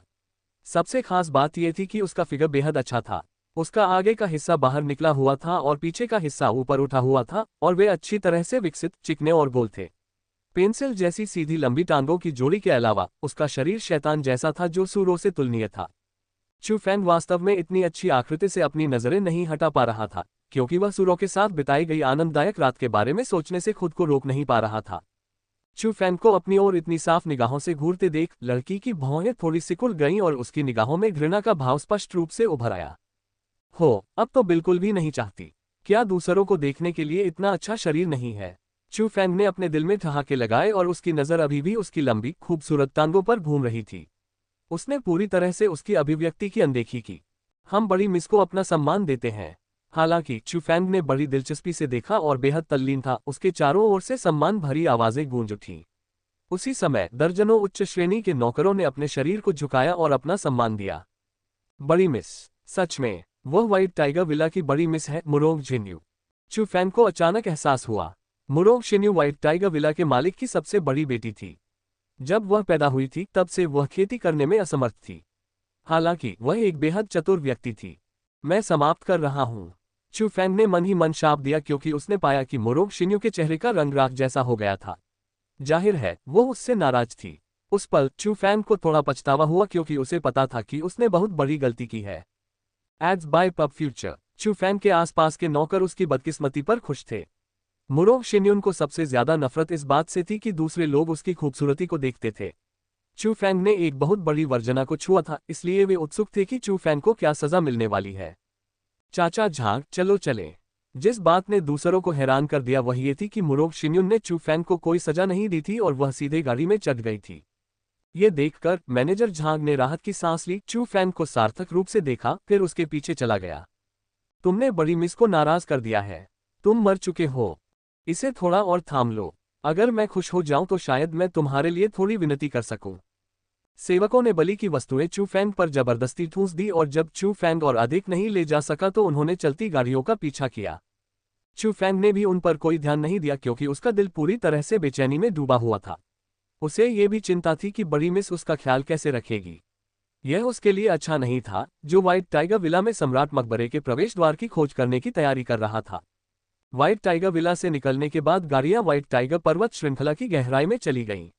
जब वे 1000 मील दूर चली गईं, तभी वे एक जंगल में रुकी। वहां एक पहाड़ी कब्र थी। बिना कुछ सोचे चू फैंग को पता चल गया कि यह मुरोग शिन्यू की मां की कब्र थी। उसी समय नौकरों ने प्रसाद तैयार करना शुरू कर दिया। हालांकि मुख्य काम चू फैंग ने किया। वे स्पष्ट रूप से चू फैंग को धमका रहे थे और मुरोग शिन्यू और मैनेजर झांग दोनों ने ये देखा, लेकिन उन्होंने उन्हें नहीं रोका। चू फैंग केवल अपमान सह सकता था और अपनी शिकायतों को निगल सकता था। किसने उसे मुरोग शिन्यू को अपमानित करने के लिए कहा था? जितना ज्यादा वह ऐसा करता, वे उतने ही ज्यादा अतिवादी होते जाते। उन्हें लगा कि वे मुरोग शिन्यू के गुस्से को उसके ऊपर उतार रहे हैं, इसलिए भले ही वे बदमाशी कर रहे हों, ये सही और न्यायसंगत था। अंत में सारा काम चू फैंग को दे दिया गया। Ads by Pubfuture. ऐसा इसलिए था क्योंकि दोपहर हो चुकी थी और मुरोग शिन्यू को खाने की जरूरत थी। इसलिए नौकरों ने जाकर उसे खाना परोसा। केवल चू फैंग ने अकेले ही बड़ी मिस की मृत मां को खाना परोसा। वे वास्तव में प्राकृतिक दास हैं। उन नौकरों को देखकर जिनके चेहरों पर मुस्कान थी और जो मुरोग शिन्यू को घेरे हुए थे, चू फैंग के दिल की गहराइयों से घृणा की भावना उभरी। यह मुरोग शिन्यू भी कोई अच्छा इंसान नहीं है। अगर तुम अपनी मां को बलि चढ़ाने जा रहे हो तो तुम्हें अपनी मां की कब्र के सामने झुकना चाहिए। लेकिन उसने ऐसा नहीं किया। ये किस तरह की भेंट है? यह आभा। लेकिन ठीक उसी समय चू फैंग ने थोड़ा भौहें सिकुड़ी और अपनी भयंकर निगाहें अपने आसपास की ओर घुमाई। वह महसूस कर पा रहा था कि करीब 1 दर्जन साधक उसके करीब आ रहे थे। हर एक साधक मूल क्षेत्र में था। सबसे कमजोर साधक मूल क्षेत्र के पहले स्तर पर था, जबकि सबसे मजबूत साधक मूल क्षेत्र के 5वें स्तर पर पहुंच गया था। सरसराहट सरसराहट। इससे पहले कि हम स्थिति का पता लगा पाते, आसपास के जंगल से कदमों की आवाजें आने लगीं। बहुत जल्द ही जंगल से 10 से ज्यादा आकृतियां बाहर आ गईं। उन लोगों ने काले कपड़े पहने थे और सिर्फ अपनी क्रूर आंखें ही दिखा रहे थे। उनके हाथ में ब्लेड थे जो ठंडी रोशनी से चमक रहे थे और उनकी हत्या करने की मंशा पूरी तरह से उजागर हो रही थी। आप कौन हैं? ये देखकर कि स्थिति गलत थी, प्रबंधक झांग ने भयंकर रूप से चिल्लाया और मुरोग शिन्यू के सामने भाग गया। उसे बचाने के लिए उसे अपने पीछे खड़ा कर दिया। हुश जब उन काले कपड़े पहने लोगों ने मुरोग शिन्यू को देखा तो उन्होंने कुछ नहीं कहा। अपने हाथों में हथियार लहराए, मुरोग शिन्यू को घेर लिया और हमला कर दिया। उनका लक्ष्य बहुत स्पष्ट था। वे हत्यारे हैं। बड़ी मिस की रक्षा करो। मैनेजर झांग ने फिर से जोरदार तरीके से चिल्लाया। उसके दोनों हाथ हिल गए और बाद में कुछ दृश्य बन गए। उसने मुरोग शिन्यू को खुद ही घेर लिया। ऐसा लग रहा था जैसे वह तांबे और लोहे की दीवार बन गया हो। हथियार लेकर आए हत्यारों का समूह उसमें से घुस नहीं सकता था। Ads by Pubfuture. लेकिन तथाकथित 2 मुट्ठियां 4 हाथों से नहीं लड़ सकती, और इसके अलावा बहुत सारे लोग उसे घेरकर हमला कर रहे थे।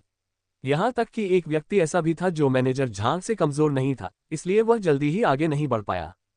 Clang clang clang clang. अचानक मैनेजर झांग ने एक साथ कई हथेलियां चलाईं और एक व्यक्ति का हथियार जबरन तोड़ दिया। उसके बाद उसने उस हत्यारे की छाती पर जोरदार हमला किया और बस ऐसे ही एक बार से वह मर गया। हालांकि उसी समय उसके शरीर पर 2 ब्लेड के घाव भी थे और खून बह रहा था। बड़ी मिस, जल्दी भागो। अपने शरीर पर भारी दर्द को सहते हुए मैनेजर झांग ने मुरोग शिन्यू को पकड़ लिया और उसे घेरे से बाहर फेंक दिया। मुरोग शिन्यू, जिसके पास बिल्कुल भी साधना नहीं थी, बुरी तरह से जमीन पर गिर पड़ी। बड़ी मिस की रक्षा करो। ये देखकर 2 सेवकों ने सही तरीके से मुरोग शिन्यू का समर्थन करने के लिए आगे बढ़े, लेकिन जब 2 ठंडी चमके बिना किसी दर्द के चीखती हुई आईं, तो दोनों सेवक खून से लथपथ हो गए। ये पता चला कि मूल क्षेत्र के दूसरे स्तर पर 2 काले कपड़े पहने लोग पहले से ही मुरोग शिन्यू की ओर झपट रहे थे। यह उस दृश्य ने बाकी नौकरों को भयभीत कर दिया। उन्होंने न केवल आगे कोई रास्ता नहीं रोका, बल्कि वे भागने लगे और मुरोग शिन्यू को अकेला छोड़ दिया। लेकिन ये बात समझ में आती है। जब ये बात उनके जीवन से जुड़ी होती है तो ज्यादातर लोग ऐसा ही करते हैं। तुम कमीनों का झुंड हो। उसे छोड़कर भाग रहे नौकरों को देखकर मुरोग शिन्यू ने गुस्से में अपने दांत पीस लिए। एक भयंकर श्राप देने के बाद वह घूम गई और भागना चाहती थी। हालांकि उसकी गति उन नौकरों के बराबर नहीं थी। कुछ लापरवाही के कारण वह फिर से लड़खड़ाकर गिर पड़ी। उसी समय 2 काले कपड़े पहने लोग पहले से ही उसके पास आ गए। उन्होंने अपने हाथों में धारदार ब्लेड लहराए और मुरोग शिन्यू की ओर वार किया। मौत से पहले मुरोंग शिन्यू के चेहरे पर डर साफ झलक रहा था।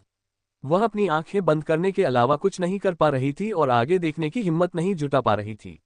उसे लगा कि वह बिना किसी शक के मर चुकी है। तारांकन पफ। हालांकि जब एक भारी ध्वनि गूंजी और उसके चेहरे पर गर्म खून छिड़का गया तो उसे आश्चर्य हुआ कि उसे अपने शरीर से कोई दर्द महसूस नहीं हो रहा था।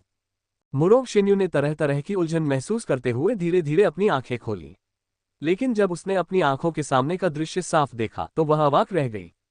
Ads by Pubfuture. संपर्क टॉस साइट मैप दान करें मेनू दिखाओ। उपन्यास ऑनलाइन पूरा पढ़े। उपन्यास बिन। उपन्यास मार्शल भगवान असुर अध्याय 147 अपनी योग्यताओं का प्रदर्शन। गुणा प्रिय पाठकों, अधिक अध्यायों के अनुवाद में हमारी टीम की सहायता के लिए यहां दान करें। URL मार्शल भगवान असुर C147 अपनी योग्यताओं का प्रदर्शन। पब फ्यूचर द्वारा विज्ञापन। MGA अध्याय 147 अपनी क्षमताओं का प्रदर्शन। मुरोंग शिन्यू के सामने चू फैन खड़ा था। चू फैन के पैरों के नीचे दो काले कपड़े पहने लोग जो मूल क्षेत्र के दूसरे स्तर पर थे, खून के एक कुंड में लेटे हुए थे। चू फैन ने हमला किया। उसके पास कोई लक्ष्य नहीं था और न ही उसने इसके बारे में बहुत सोचा था। उसने ऐसा सिर्फ इसलिए किया क्योंकि वह नहीं चाहता था कि एक लड़की, जिसके पास मुर्गी को बांधने की भी ताकत नहीं थी, उसके सामने ओरिजिनल रियल्म विशेषज्ञों द्वारा मार दी जाए। उस दृश्य को देखते हुए मुरोंग शिन्यू के चेहरे पर आश्चर्य की लकीरें उभर आईं क्योंकि वह नहीं देख पाई कि अभी क्या हुआ था। लेकिन वह जानती थी कि जो दो लोग उसे मारना चाहते थे वे अचानक मर चुके थे। अगर यह सामान्य स्थिति होती तो उस दृश्य को समझना मुश्किल नहीं होता। जाहिर है उसके सामने खड़े व्यक्ति ने दो काले कपड़े पहने लोगों को मार डाला। हालांकि जब उसके सामने खड़ा व्यक्ति एक नौकर और चू फैन जैसा युवक था तो जाहिर है मुरोंग शिन्यू के पास इस तथ्य को स्वीकार करने का कोई तरीका नहीं था। छोटे बच्चे, तुम मरना चाह रहे हो। ठीक उसी समय दो और काले कपड़े पहने लोग दौड़े चले आए। वे मूल क्षेत्र के तीसरे स्तर पर थे और जब उन्होंने अपने साथियों को मारा हुआ देखा तो वे अतुलनीय रूप से क्रोधित हो गए। उन्होंने अपनी मूल शक्ति को घुमाया और दो मजबूत मार्शल कौशल भेजे। दोनों के युद्ध कौशल को कम करके नहीं आंका जा सकता था। उनकी ताकत ने धरती को हिलाकर रख दिया था। हवा में आग की लपटें उठ रही थीं और वे कान फाड़ देने वाली गर्जना कर रहे थे। इस तरह के भयावह हमले का सामना करते हुए मुरोंग शिन्यू डर से चीख पड़ी क्योंकि उसके लिए, जिसके पास आध्यात्मिक ऊर्जा भी नहीं थी, वह मजबूत मूल शक्ति बहुत डरावनी थी। लेकिन जैसे ही मुरोंग शिन्यू को लगा कि वह निश्चित रूप से मरने वाली है, चू फैंग ने ठंडी सांस ली और बिना हिले डुले दो मजबूत हमले चू फैंग से 3 मीटर दूर फट गए। पब फ्यूचर द्वारा विज्ञापन। तारांकन धमाका। वह शक्ति अत्यंत भयावह थी। ऊर्जा तरंगे मूल शक्ति के तूफान में बदल गईं क्योंकि वे बाहर की ओर फैल गईं। उन्होंने आसपास के सभी बड़े पेड़ों को राख में बदल दिया। भागते हुए एक नौकर को भी ऊर्जा ने बलपूर्वक चकनाचूर कर दिया। हालांकि इतना शक्तिशाली विस्फोट चू फैन से 3 मीटर दूर ही रुक गया। ऐसा लगा जैसे कोई अदृश्य दीवार हो और इससे चू फैन का आधा बाल भी नहीं टूटा। वह कैसे हुआ? मुरोंग शिन्यू, जिसने व्यक्तिगत रूप से सब कुछ देखा था, उसकी आंखें सदमे से खुली हुई थीं। उसका छोटा सा मुंह थोड़ा खुला हुआ था और उसके चेहरे पर आश्चर्य साफ झलक रहा था। उसे नहीं पता था कि क्या हुआ था और जाहिर है उसे नहीं पता था कि यह किंवदंतियों से आत्मा का निर्माण था। हकीकत में हमला करने वाले दो काले कपड़े पहने लोग भी थोड़ी देर के लिए हिचकिचाहट से बच नहीं पाए। शुरू में उन्होंने सोचा था कि वे हमले से चू फैन को मार सकते हैं, लेकिन उन्होंने कभी नहीं सोचा होगा कि वह किसी भी तरह से घायल नहीं होगा। तारांकन बज़्ज़। वे असमंजस में थे। अचानक चू फैन के शरीर पर बिजली चमकी और बिजली के सांप दहाड़ते हुए आसमान की ओर बढ़े। एक पल में वे दो काले कपड़े पहने लोगों पर झपटे, उन्हें जबरन निगल लिया और लोग राख हो गए। इस बार सभी ने सब कुछ साफ देखा। उन्होंने देखा कि चू फैंग ने बिना हिले डुले ही दो काले कपड़े पहने लोगों को मार डाला जो मूल क्षेत्र के तीसरे स्तर पर थे। यह मूल क्षेत्र का पहला स्तर है। हालांकि जो व्यक्ति मूल क्षेत्र के पहले स्तर पर है वह इतना शक्तिशाली कैसे हो सकता है? मूल क्षेत्र के तीसरे स्तर पर मौजूद लोगों को मारना चींटियों को कुचलने जैसा है। हालांकि मैनेजर झांग अभी भी काले कपड़े पहने लोगों से बुरी तरह लड़ रहा था, फिर भी उसने देखा कि चू फैंग क्या कर रहा था। अपने पुराने और मुश्किल अनुभव के साथ वह जानता था कि चू फैंग थोड़ा अलग था। उसने चू फैंग की ओर इशारा किया और जोर से चिल्लाया, तुम कौन हो? तुम मेरे व्हाइट टाइगर विला में क्यों घुस आए? क्या व्हाइट टाइगर विला में घुसना? मैनेजर झांग की बातों पर सभी ने प्रतिक्रिया व्यक्त की। आमतौर पर नौकरों में चू फैंग जैसी साधना संभव नहीं थी और उसकी साधना के साथ हालांकि वह व्हाइट टाइगर विला में भी शिखर पर नहीं होगा, फिर भी उसे निश्चित रूप से एक विशेषज्ञ माना जाएगा। उसके लिए इतना छोटा नौकर होना असंभव होगा। उस पल मुरोंग शिन्यू के चौंके हुए चेहरे पर डर उभर आया। वह डरकर पीछे की ओर चढ़ने लगी। व्हाइट टाइगर विला के रहस्य के कारण वास्तव में कई साधना विशेषज्ञ थे जो चुपके से अंदर घुस गए थे और उन लोगों के दुर्भावनापूर्ण इरादे थे। उसे पहले भी एक बार अगवा किया गया था और वह लगभग अपनी जान गंवा चुकी थी। अगर तुम जीना चाहते हो तो इधर उधर मत भागो। चू फैंग ने अपना सिर घुमाया और उदासीनता से कहा। चू फैंग की तीखी निगाहों को देखकर किसी कारण से मुरोंग शिन्यू हैरान रह गई। उसके बाद उसने अपने शरीर की हरकतें रोक दी और जहां थी वहीं चुपचाप बैठ गई। Swish swish swish. ठीक उसी समय आसपास के जंगल से फुसफुसाहट की आवाजें आने लगीं। जंगल से काले कपड़े पहने हुए लगभग 100 लोग निकले। उन सभी के हाथ में ब्लेड थे और उनकी सभी आभाएं मूल क्षेत्र से संबंधित थीं। सभी को बिना किसी दया के मार डालो। एक ठंडी आवाज गूंजी और काले कपड़े पहने लोगों ने अपना नरसंहार शुरू कर दिया। लगभग सभी नौकर जो भाग नहीं पाए थे मारे गए। हकीकत में जो नौकर भाग गए थे वे भी जंगल में मारे गए। जाहिर है लोगों के समूह ने पहले से ही योजना बना रखी थी कि किसी को भी जीवित नहीं छोड़ा जाएगा। चारों ओर से घेरे हुए समूह के हमले के कारण मैनेजर झांग के पास भी आगे बढ़ने का कोई रास्ता नहीं था और वह जल्दी से गिर गया। हालांकि चू फैंग की तरफ से कोई भी उसके पास नहीं जा सकता था। जो भी 10 मीटर की सीमा के भीतर आता वह मर जाता। दोस्त, मैं देख रहा हूं कि तुम मेरे व्हाइट टाइगर विला से नहीं हो। क्या तुम मेरे व्हाइट टाइगर विला के निजी मामलों में शामिल नहीं हो सकते? मूल क्षेत्र के 5वें स्तर पर एक काले कपड़े पहने व्यक्ति ने बात की और यह स्पष्ट था कि वह जानता था कि चू फैंग सरल नहीं था। तुम कौन हो? तुम्हें मुझे नुकसान पहुंचाने की क्या जरूरत है? ये जानने के बाद कि काले कपड़े पहने लोग व्हाइट टाइगर विला के लोग थे, मुरोंग शिन्यू क्रोधित हो गई क्योंकि वह सोच नहीं पा रही थी कि व्हाइट टाइगर विला में उसकी स्थिति और पहचान जानने के बाद भी कौन उसे मारने की हिम्मत करेगा। जब तक आप थोड़ी मदद करते हैं मेरा व्हाइट टाइगर विला आपको भारी इनाम देगा। काले कपड़े वाले व्यक्ति ने मुरोंग शिन्यू को पूरी तरह से नजरअंदाज कर दिया और विनम्रता से चू फैंग की ओर अपने हाथ जोड़ लिए। उसी समय दर्जनों काले कपड़े पहने लोग पहले से ही सावधानी से उन्हें घेर लेते थे। अगर कोई अनुचित शब्द होता तो वे पूरी ताकत से हमला कर देते। उस स्थिति का सामना करते हुए मुरोंग शिन्यू के पास खड़े होने और चू फैंग के पीछे पीछे चलने के अलावा कोई विकल्प नहीं था। इसके बारे में सोचते हुए उसे भी लगा कि यह मनोरंजक था। व्हाइट टाइगर विला की भव्य बड़ी मेज को किसी बाहरी व्यक्ति की सुरक्षा की आवश्यकता थी। उसने उस बाहरी व्यक्ति को नाराज भी किया और उसे काफी शिकायत भी मिली, फिर भी वर्तमान में वह बाहरी व्यक्ति ही एकमात्र व्यक्ति था जो उसकी रक्षा कर सकता था। एक ऐसा व्यक्ति जिस पर उसे भरोसा करना था। मेरे दोस्त, क्या तुम्हें लगता है कि तुम विजयी होगे? चू फैंग के चुप रहने के कारण काले कपड़े वाले व्यक्ति की आवाज अंततः बर्फीली हो गई। अगर तुम हमला करना चाहते हो तो आगे बढ़ो। ये लड़की मेरी सुरक्षा में है। चू फैंग ने हल्के से मुस्कुराया और उन लोगों को अपनी आंखों में भी नहीं देखा। हमला करो। ये देखकर काले कपड़े वाले व्यक्ति ने और कोई शब्द बर्बाद नहीं किया। एक ठंडी चीख के साथ 100 से ज्यादा काले कपड़े पहने लोग आगे बढ़े और चू फैंग पर हमला शुरू कर दिया। वहां अलग अलग मजबूत और क्रूर मार्शल कौशल थे, लेकिन उन सभी में एक ही चीज थी, वह थी ताकत। सिर्फ उस दबाव से ही आत्मा के दायरे में रहने वालों के लिए मरना ही काफी था। हालांकि मुरोंग शिन्यू, जो वर्तमान में चू फैंग के संरक्षण में थी, चकित रह गई क्योंकि उसने पाया कि उसे किसी भी तरह से कोई खतरा नहीं था। Ads by Pubfuture. संपर्क टॉस साइट मैप दान करें मेनू दिखाओ। उपन्यास ऑनलाइन पूरा पढ़े। उपन्यास बिन। उपन्यास मार्शल भगवान असुर अध्याय 148 निर्णायक वध। गुणा प्रिय पाठकों, अधिक अध्यायों के अनुवाद में हमारी टीम की सहायता के लिए यहाँ दान करें। URL मार्शल भगवान असुर C148 निर्णायक वध। पब फ्यूचर द्वारा विज्ञापन। MGA अध्याय 148 निर्णायक वध। उनके सामने एक अदृश्य दीवार बन गई थी। यह एक पारदर्शी किले की तरह थी जो चू फैंग और मुरोंग शिन्यू दोनों की रक्षा कर रही थी।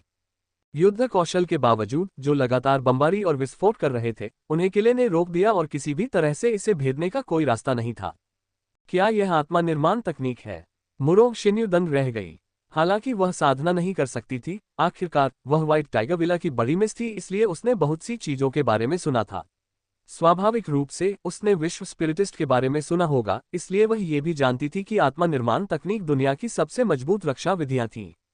बहरहाल, चाहे जो भी हो, उसने कभी नहीं सोचा होगा कि एक युवक जो उससे इतना छोटा था, एक विश्व आत्मवादी था और यहाँ तक कि उसकी साधना भी इतनी मजबूत थी। उस उम्र में व्हाइट टाइगर विला में ऐसी ताकत रखने वाला कोई नहीं था। इस पर मुरोंग शिन्यू चू फैंग को दूसरी नजर से देखने से खुद को रोक नहीं पाए और सोचने लगी, क्या ऐसा हो सकता है कि व्हाइट टाइगर विला के बाहर भीड़ में अनगिनत विशेषज्ञ और प्रतिभाशाली लोग हों? लानत है, इस लड़के ने क्या अजीब तरीका अपनाया। मेरे हमले उस पर क्यों नहीं पड़ रहे? उस स्थिति का सामना करते हुए काले कपड़े पहने लोग बहुत असहाय महसूस कर रहे थे। असंभव, क्या वह विश्व प्रेतवादी है? इतनी कम उम्र में विश्व प्रेतवादी, वह कहाँ से आया है? यहाँ तक कि काले कपड़े पहने लोगों के नेता ने भी अपनी भौहें सिकोड़ ली और महसूस किया कि चुफैंग से निपटना बहुत मुश्किल था। क्या तुम्हारा काम हो गया? अगर तुम्हारा काम हो गया तो मेरी बारी है। चुफैंग ने अपनी बड़ी आस्तीन लहराए और स्पिरिट फॉर्मेशन जल्दी से सिकुड़ गया। स्पिरिट फॉर्मेशन किला, जो एक घर जितना बड़ा था, वह एक बेहद छोटी जगह बन गया जिसमें केवल चुफैंग और मुरोग जियोन ही बैठ सकते थे। उस समय चुफैंग ने अपने पैर उठाए और एक कदम आगे बढ़ाया। वह आत्मा संरचना से बाहर निकल आया। उसका बायां हाथ मुट्ठी में बन गया और एक सुनहरा लंबा धनुष प्रकट हुआ। उसने अपने दाहिने हाथ से खींचा और एक सुनहरा तीर संघनित होकर प्रकट हुआ। तब से चुफैंग ने विस्फोटक तरीके से और बार बार तीर छोड़े। हवा की तेज आवाजें कभी खत्म नहीं होती थीं। सुनहरे तीरों की बारिश ने आसमान को भर दिया क्योंकि वे सभी उड़ गए। हर एक तीर में खून था और उनमें से कोई भी चूक नहीं गया। पब फ्यूचर द्वारा विज्ञापन। बहुत तेजी से गोलीबारी की वजह से 100 से ज्यादा काले कपड़े पहने लोग मारे गए या घायल हो गए। चुफैंग के तीर से लगभग कोई भी बच नहीं सका क्योंकि ऐसा लग रहा था कि तीरों में जादू था। वे बचना चाहते थे फिर भी वे नहीं बच पाए। वे बचाव करना चाहते थे फिर भी वे नहीं बच पाए। पीछे हटना। एक के बाद एक लाशों को छलनी होते और चारों तरफ खून से लथपथ पड़े देखकर नेता भी घबरा गया। वह चिल्लाया और भागने के लिए आगे बढ़ा। हम्फ, तुम्हें लगता है कि तुम बच निकलोगे? चुफैंग ने ठंडी सांस ली। उसने काले कपड़े पहने नेता पर निशाना साधा और गोली चला दी। सुनहरी रोशनी की चमक जहां भी जाती, उसे कोई नहीं रोक सकता था। आसमान को छूने वाले कई विशाल पेड़ों में छेद कर दिए गए थे। अंत में जब वह जमीन पर गिरा और नेता के सिर पर जोरदार विस्फोट हुआ, तभी वह नष्ट हुआ। 100 परिवर्तन के धनुष का यही सबसे गहरा अर्थ था। कोई भी तीर व्यर्थ नहीं गया और हर एक ने एक जीवन ले लिया। जब तक उनकी ताकत चुफैंग से ज्यादा नहीं थी, कोई भी 100 परिवर्तन के धनुष के वध से बच नहीं सकता था। पलक झपकते ही 100 काले कपड़े पहने लोगों में से कोई भी जीवित नहीं बचा। चुफैंग के धनुष से सभी की मौत हो गई। अगर उन्हें छाती में छेद नहीं किया जाता तो वे फट जाते। वे सभी एक ही तीर से मर गए और वे काफी कुशलता से मर गए। यह अपने सामने खूनी दृश्य को देखकर मुरोग शिन्यू ने अपनी भौहें सिकोड़ लीं। यह पहली बार नहीं था जब उसने ऐसा मनहूस दृश्य देखा था, लेकिन जब वह खूनी दृश्य एक ऐसे युवक द्वारा बनाया गया था जो उससे कुछ साल छोटा था, तो उसके दिल में अवर्णनीय सदमा लगा। यह सिर्फ साधना का मामला नहीं था, यह मन का भी मामला था। अगर वह वयस्क होता तो यह उचित होता, लेकिन एक युवा व्यक्ति के लिए बिना किसी दया के इतनी निर्णायक हत्या करना बहुत दुर्लभ था। अगर चुफैंग उसकी रक्षा नहीं कर रहा होता तो उसे वाकई संदेह होता कि चुफैंग एक निर्दयी राक्षस है या नहीं। मैनेजर झांग, आप क्या कहना चाहते हैं? चुफैंग ने देखा कि मैनेजर झांग अभी भी मरा नहीं था और ऐसा लग रहा था कि उसके पास कुछ शब्द हैं जो वह कहना चाहता था। इसलिए वह चला गया। आखिरकार उस बूढ़े आदमी के बिना चुफैंग व्हाइट टाइगर विला में इतनी सफलतापूर्वक घुस नहीं सकता था। मुझे परवाह नहीं है कि आपका क्या लक्ष्य है, लेकिन मैं चाहता हूं कि आप मेरी मिस को नुकसान न पहुंचाएं। अभी अगर व्हाइट टाइगर विला में ऐसे लोग हैं जो मिस की इतनी खुलेआम और निर्भीकता से हत्या करने की हिम्मत करते हैं, तो इसका मतलब है कि विला में बदलाव हुआ होगा। मुझे उम्मीद है कि आप उसकी रक्षा कर सकते हैं। जब तक उसे कुछ भी नुकसान नहीं पहुंचाता, मेरे विला का मालिक निश्चित रूप से आपको इसका बदला चुकाएगा। मैनेजर झांग ने बेहद कमजोर आवाज में विनती की। यह देखा जा सकता था कि वह वास्तव में मुरोग शिन्यू के बारे में चिंतित था। पब फ्यूचर द्वारा विज्ञापन। मैनेजर झांग। उसी समय मुरोग शिन्यू भी दौड़कर आई। जब उसने देखा कि वह मर रहा है तो उसकी आंखों से आंसू बहने लगे और यह स्पष्ट था कि उनके बीच का रिश्ता काफी अच्छा था। चुफैंग एक तरफ खड़ा था और चुपचाप उन दो लोगों को देख रहा था।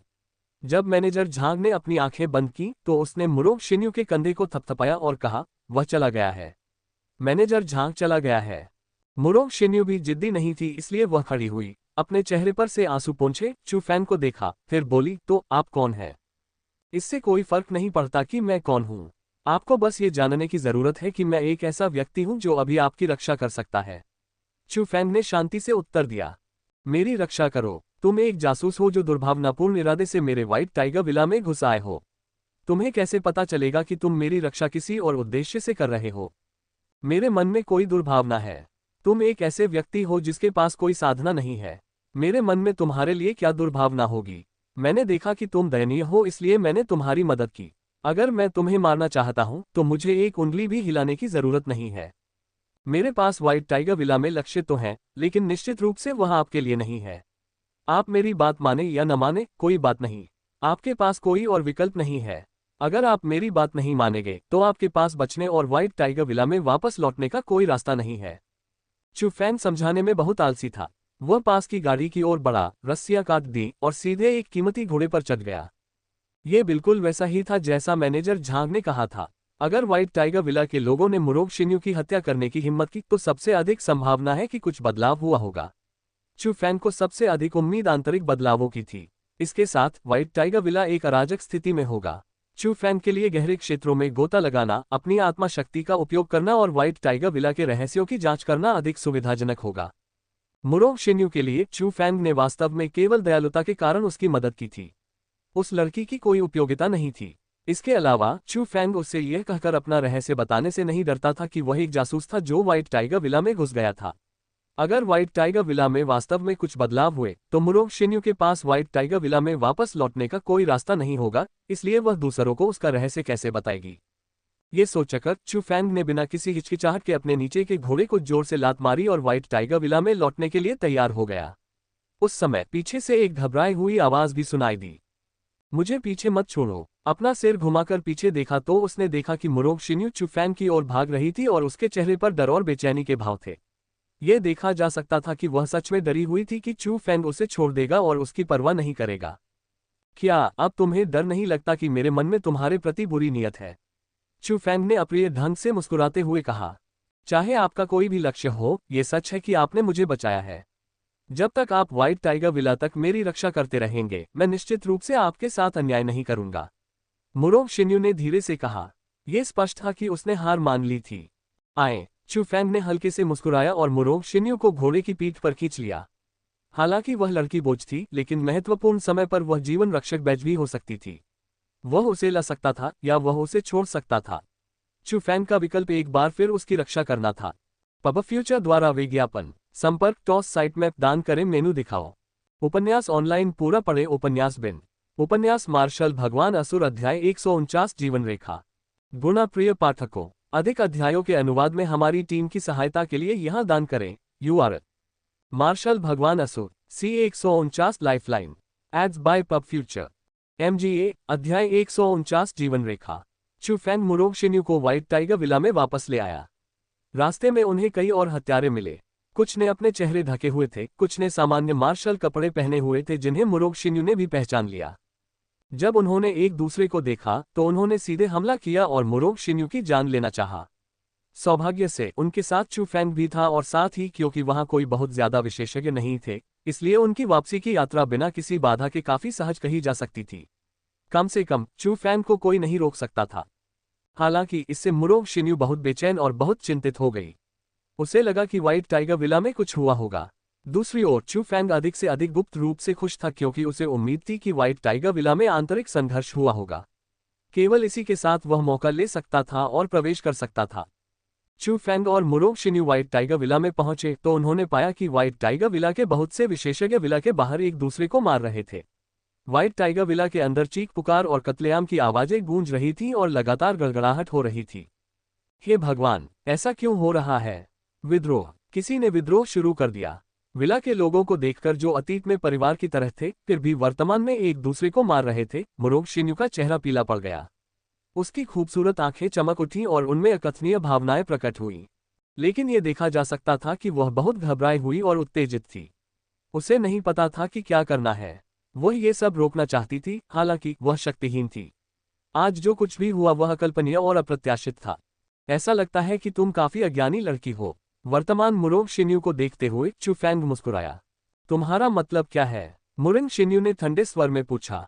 हालांकि वह खेती करने में असमर्थ थी, लेकिन वह स्वाभाविक रूप से बुद्धिमान थी। इसलिए विला के कई मामले उसके पिता द्वारा पारित किए गए और उसके द्वारा निपटाए गए। इसके बावजूद अभी उसका मजाक एक ऐसे युवक ने उड़ाया जो उससे बहुत छोटा था। इससे वह बेहद नाखुश हो गई।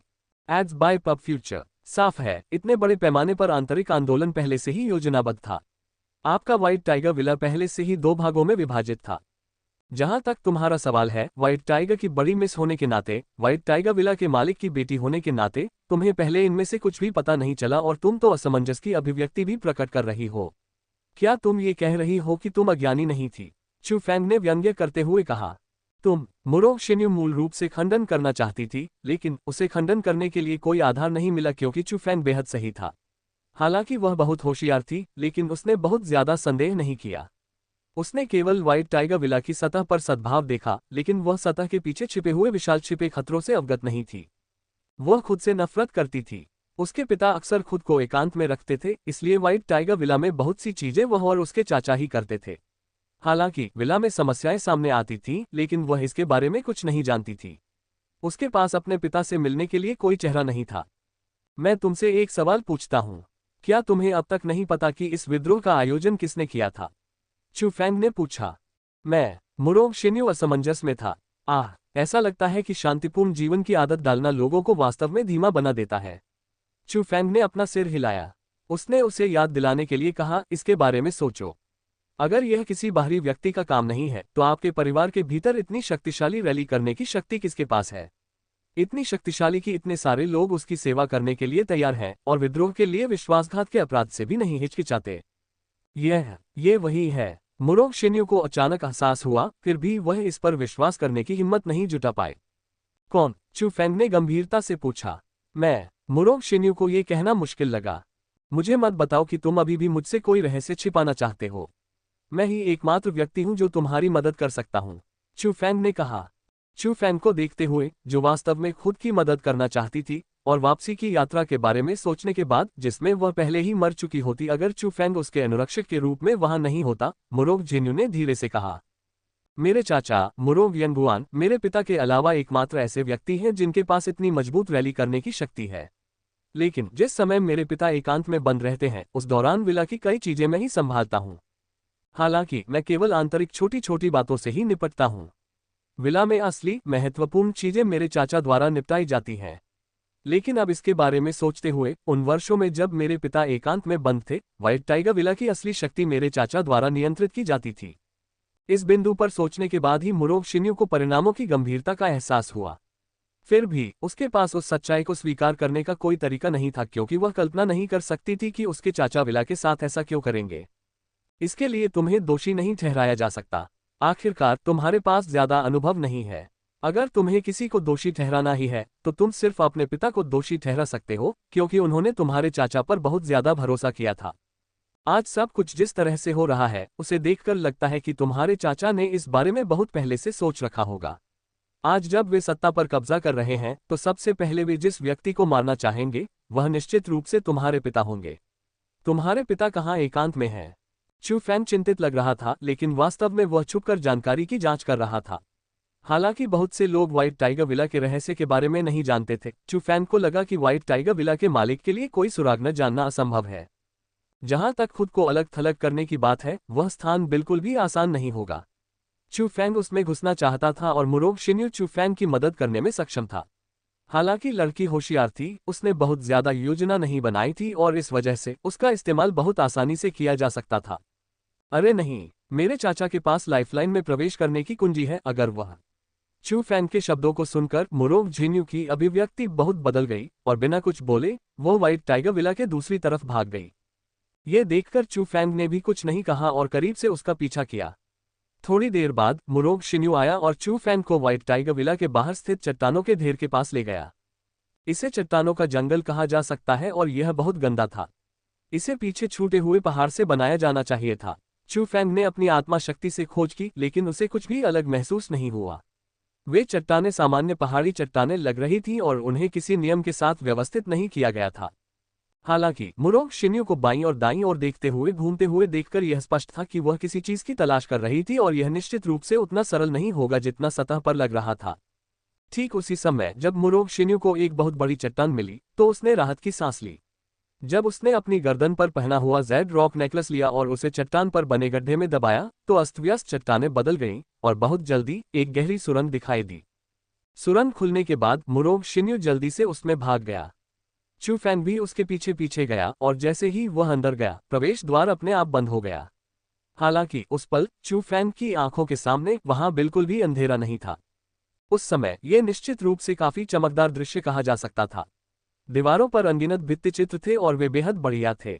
उनके सिर के ऊपर कई चमकती चट्टानें लटकी हुई थीं और गुफा ऐसे जगमगा रही थी जैसे दिन हो। सबसे महत्वपूर्ण बात थी पुरानी गंध जो उसकी ओर झपट पड़ी। इसने चू फैंग को बताया कि इसे बहुत समय पहले बनाया गया था, कम से कम कई सौ सालों पहले। ऐसा लगता है कि यह जीवन रेखा ही वह स्थान है जिसे मैं खोजना चाहता हूँ। चू फैंग के मुंह के कोने से एक हल्की मुस्कान उभरी। वह क्षेत्र बहुत छिपा हुआ था, यहाँ तक कि उसकी आत्मा शक्ति भी किसी भी अंतर का पता नहीं लगा सकती थी। अगर मुरोग शिन्यू उसे यहाँ नहीं लाता तो चू फैंग शायद उसे अपनी पूरी जिंदगी खोजने पर भी नहीं पा सकता था। Ads by Pubfuture. संपर्क टॉस साइट मैप दान करें मेनू दिखाओ। उपन्यास ऑनलाइन पूरा पढ़े। उपन्यास बिन। उपन्यास मार्शल भगवान असुर अध्याय 150 शिखर पर लौटना। गुणा प्रिय पाठकों, अधिक अध्यायों के अनुवाद में हमारी टीम की सहायता के लिए यहाँ दान करें। URL मार्शल भगवान असुर C150 शिखर पर वापसी। Ads by Pubfuture. MGA अध्याय 150 शिखर पर वापसी। चूंकि मुरोग शिन्यू के पास कोई साधना नहीं थी, इसलिए उसकी चलने की गति बहुत धीमी थी। उन्हें जल्दी से गुफा में गहराई तक पहुंचने के लिए चू फैंग केवल सुंदर महिला को अपनी पीठ पर उठाकर भाग सकता था। लेकिन ये कहना होगा कि वह काफी अच्छा महसूस कर रही थी। इस जगह को जीवन रेखा क्यों कहा जाता है? चू फैंग ने जब शाही आकाश तकनीक का इस्तेमाल किया और तेजी से उड़ान की गति से भागा, तो उसने उत्सुकता का नाटक किया और पूछा, मुझे भी बहुत स्पष्ट नहीं है। हालांकि ये पहले से ही मौजूद था जब व्हाइट टाइगर विला पहली बार बनाया गया था। मुरोग जिन्यू ने उत्तर दिया। ओह, जाहिर है चू फैंग सुन सकता था कि मुरोग शिन्यू आधे मन से बातें कह रहा था, क्योंकि लाइफलाइन के पास कुछ रहस्य होंगे जो दूसरों को नहीं बताए जा सकते। मुरोग शिन्यू उसके खिलाफ थोड़ा सतर्क थी, इसलिए वह पूरी सच्चाई बताने को तैयार नहीं थी।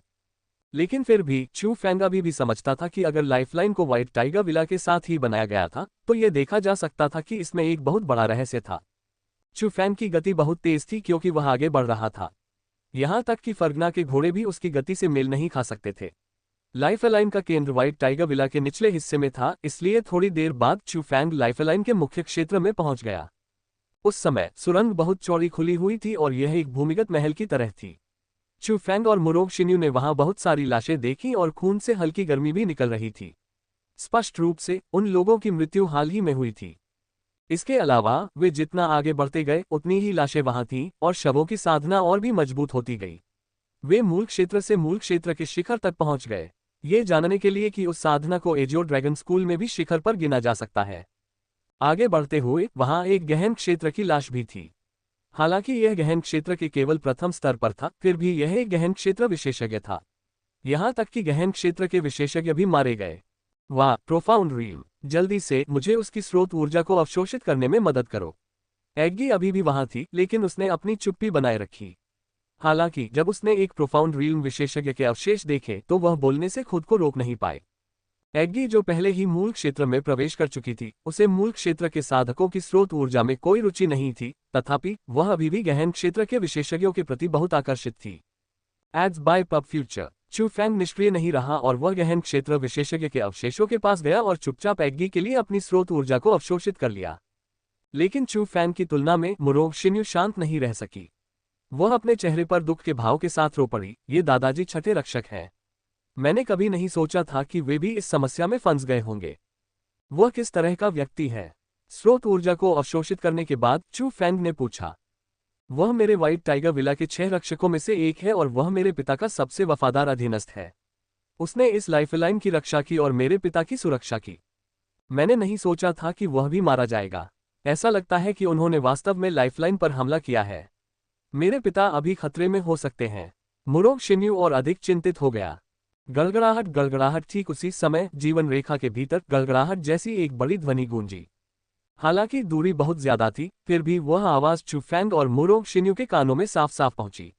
यहां तक कि उनके पैरों के नीचे की जमीन भी हिल गई। यह देखा जा सकता था कि इतनी ताकत पैदा करने के लिए किस स्तर के हमले की जरूरत थी। गड़गड़ाहट गड़गड़ाहट। उसके बाद लगातार भारी आवाजें सुनाई देने लगीं। चू फैंग इसे सहन कर सकता था, लेकिन मुरोग शिन्यू पहले से ही जमीन से हिल रही थी क्योंकि वह बाएं और दाएं झूल रही थी, स्थिर खड़ी नहीं हो पा रही थी। लेकिन फिर भी उसने चू फैंग से कहा, मुझे जल्दी से वहां ले चलो। मैं उन्हें अपने पिता को नुकसान पहुंचाने नहीं दे सकती। क्या तुम मूर्ख हो? इस तरह की आवाज और ताकत के साथ ये निश्चित रूप से गहन क्षेत्र के विशेषज्ञों का संघर्ष है। यदि आप वहां जाते हैं तो आप केवल तोप का चारा बन जाएंगे। चू फैंग ने मुरोग शिन्यू को गुस्से से घूरा और फिर उसकी ओर कोई ध्यान नहीं दिया। उसने विश्व आत्मा कंपास निकाला और कुछ निर्देश ढूंढना चाहा। यह एक विश्व आत्मा कंपास है। आप वास्तव में एक विश्व प्रेतवादी हैं। चू फैंग के हाथ में विश्व आत्मा कंपास को देखकर, जो प्रकाश और सभी प्रकार के प्रतीकों को विकीर्ण कर रहा था, मुरोग शिन्यू चौंक गई। हालांकि उसने पहले कभी किसी विश्व प्रेतवादी को नहीं देखा था, लेकिन उसने विश्व प्रेतवादियों के तरीकों के बारे में सुना था। इसलिए वर्तमान में ये पुष्टि हो सकती है कि चुफेंग एक विश्व अध्यात्मवादी था। बस इतना था कि उस उम्र में विश्व अध्यात्मवादी होना बहुत प्रभावशाली था। चुफेंग ने उसे अनदेखा किया और एग्गी के साथ अपने सामने की स्थिति का विश्लेषण करने पर ध्यान केंद्रित किया। अंत में उसे कुछ बेहतरीन परिणाम मिले। लाइफलाइन संभवतः सम्राट मकबरे का प्रवेश द्वार हो सकता है, हालांकि प्रवेश की दिशा वह दिशा थी जिस दिशा में गहन क्षेत्र के विशेषज्ञ लड़ रहे थे। Ads by Pubfuture. इससे चुफेंग मुश्किल में पड़ गया क्योंकि व्हाइट टाइगर विला के लोग निश्चित रूप से लाइफलाइन के रहस्यों को जानते थे।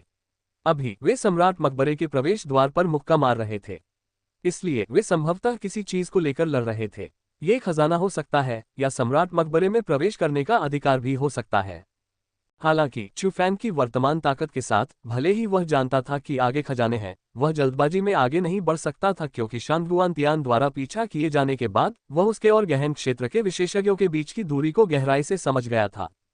अगर तुम नहीं जाओगी तो कोई बात नहीं, अगर तुम नहीं जाओगी तो मैं जाऊंगी।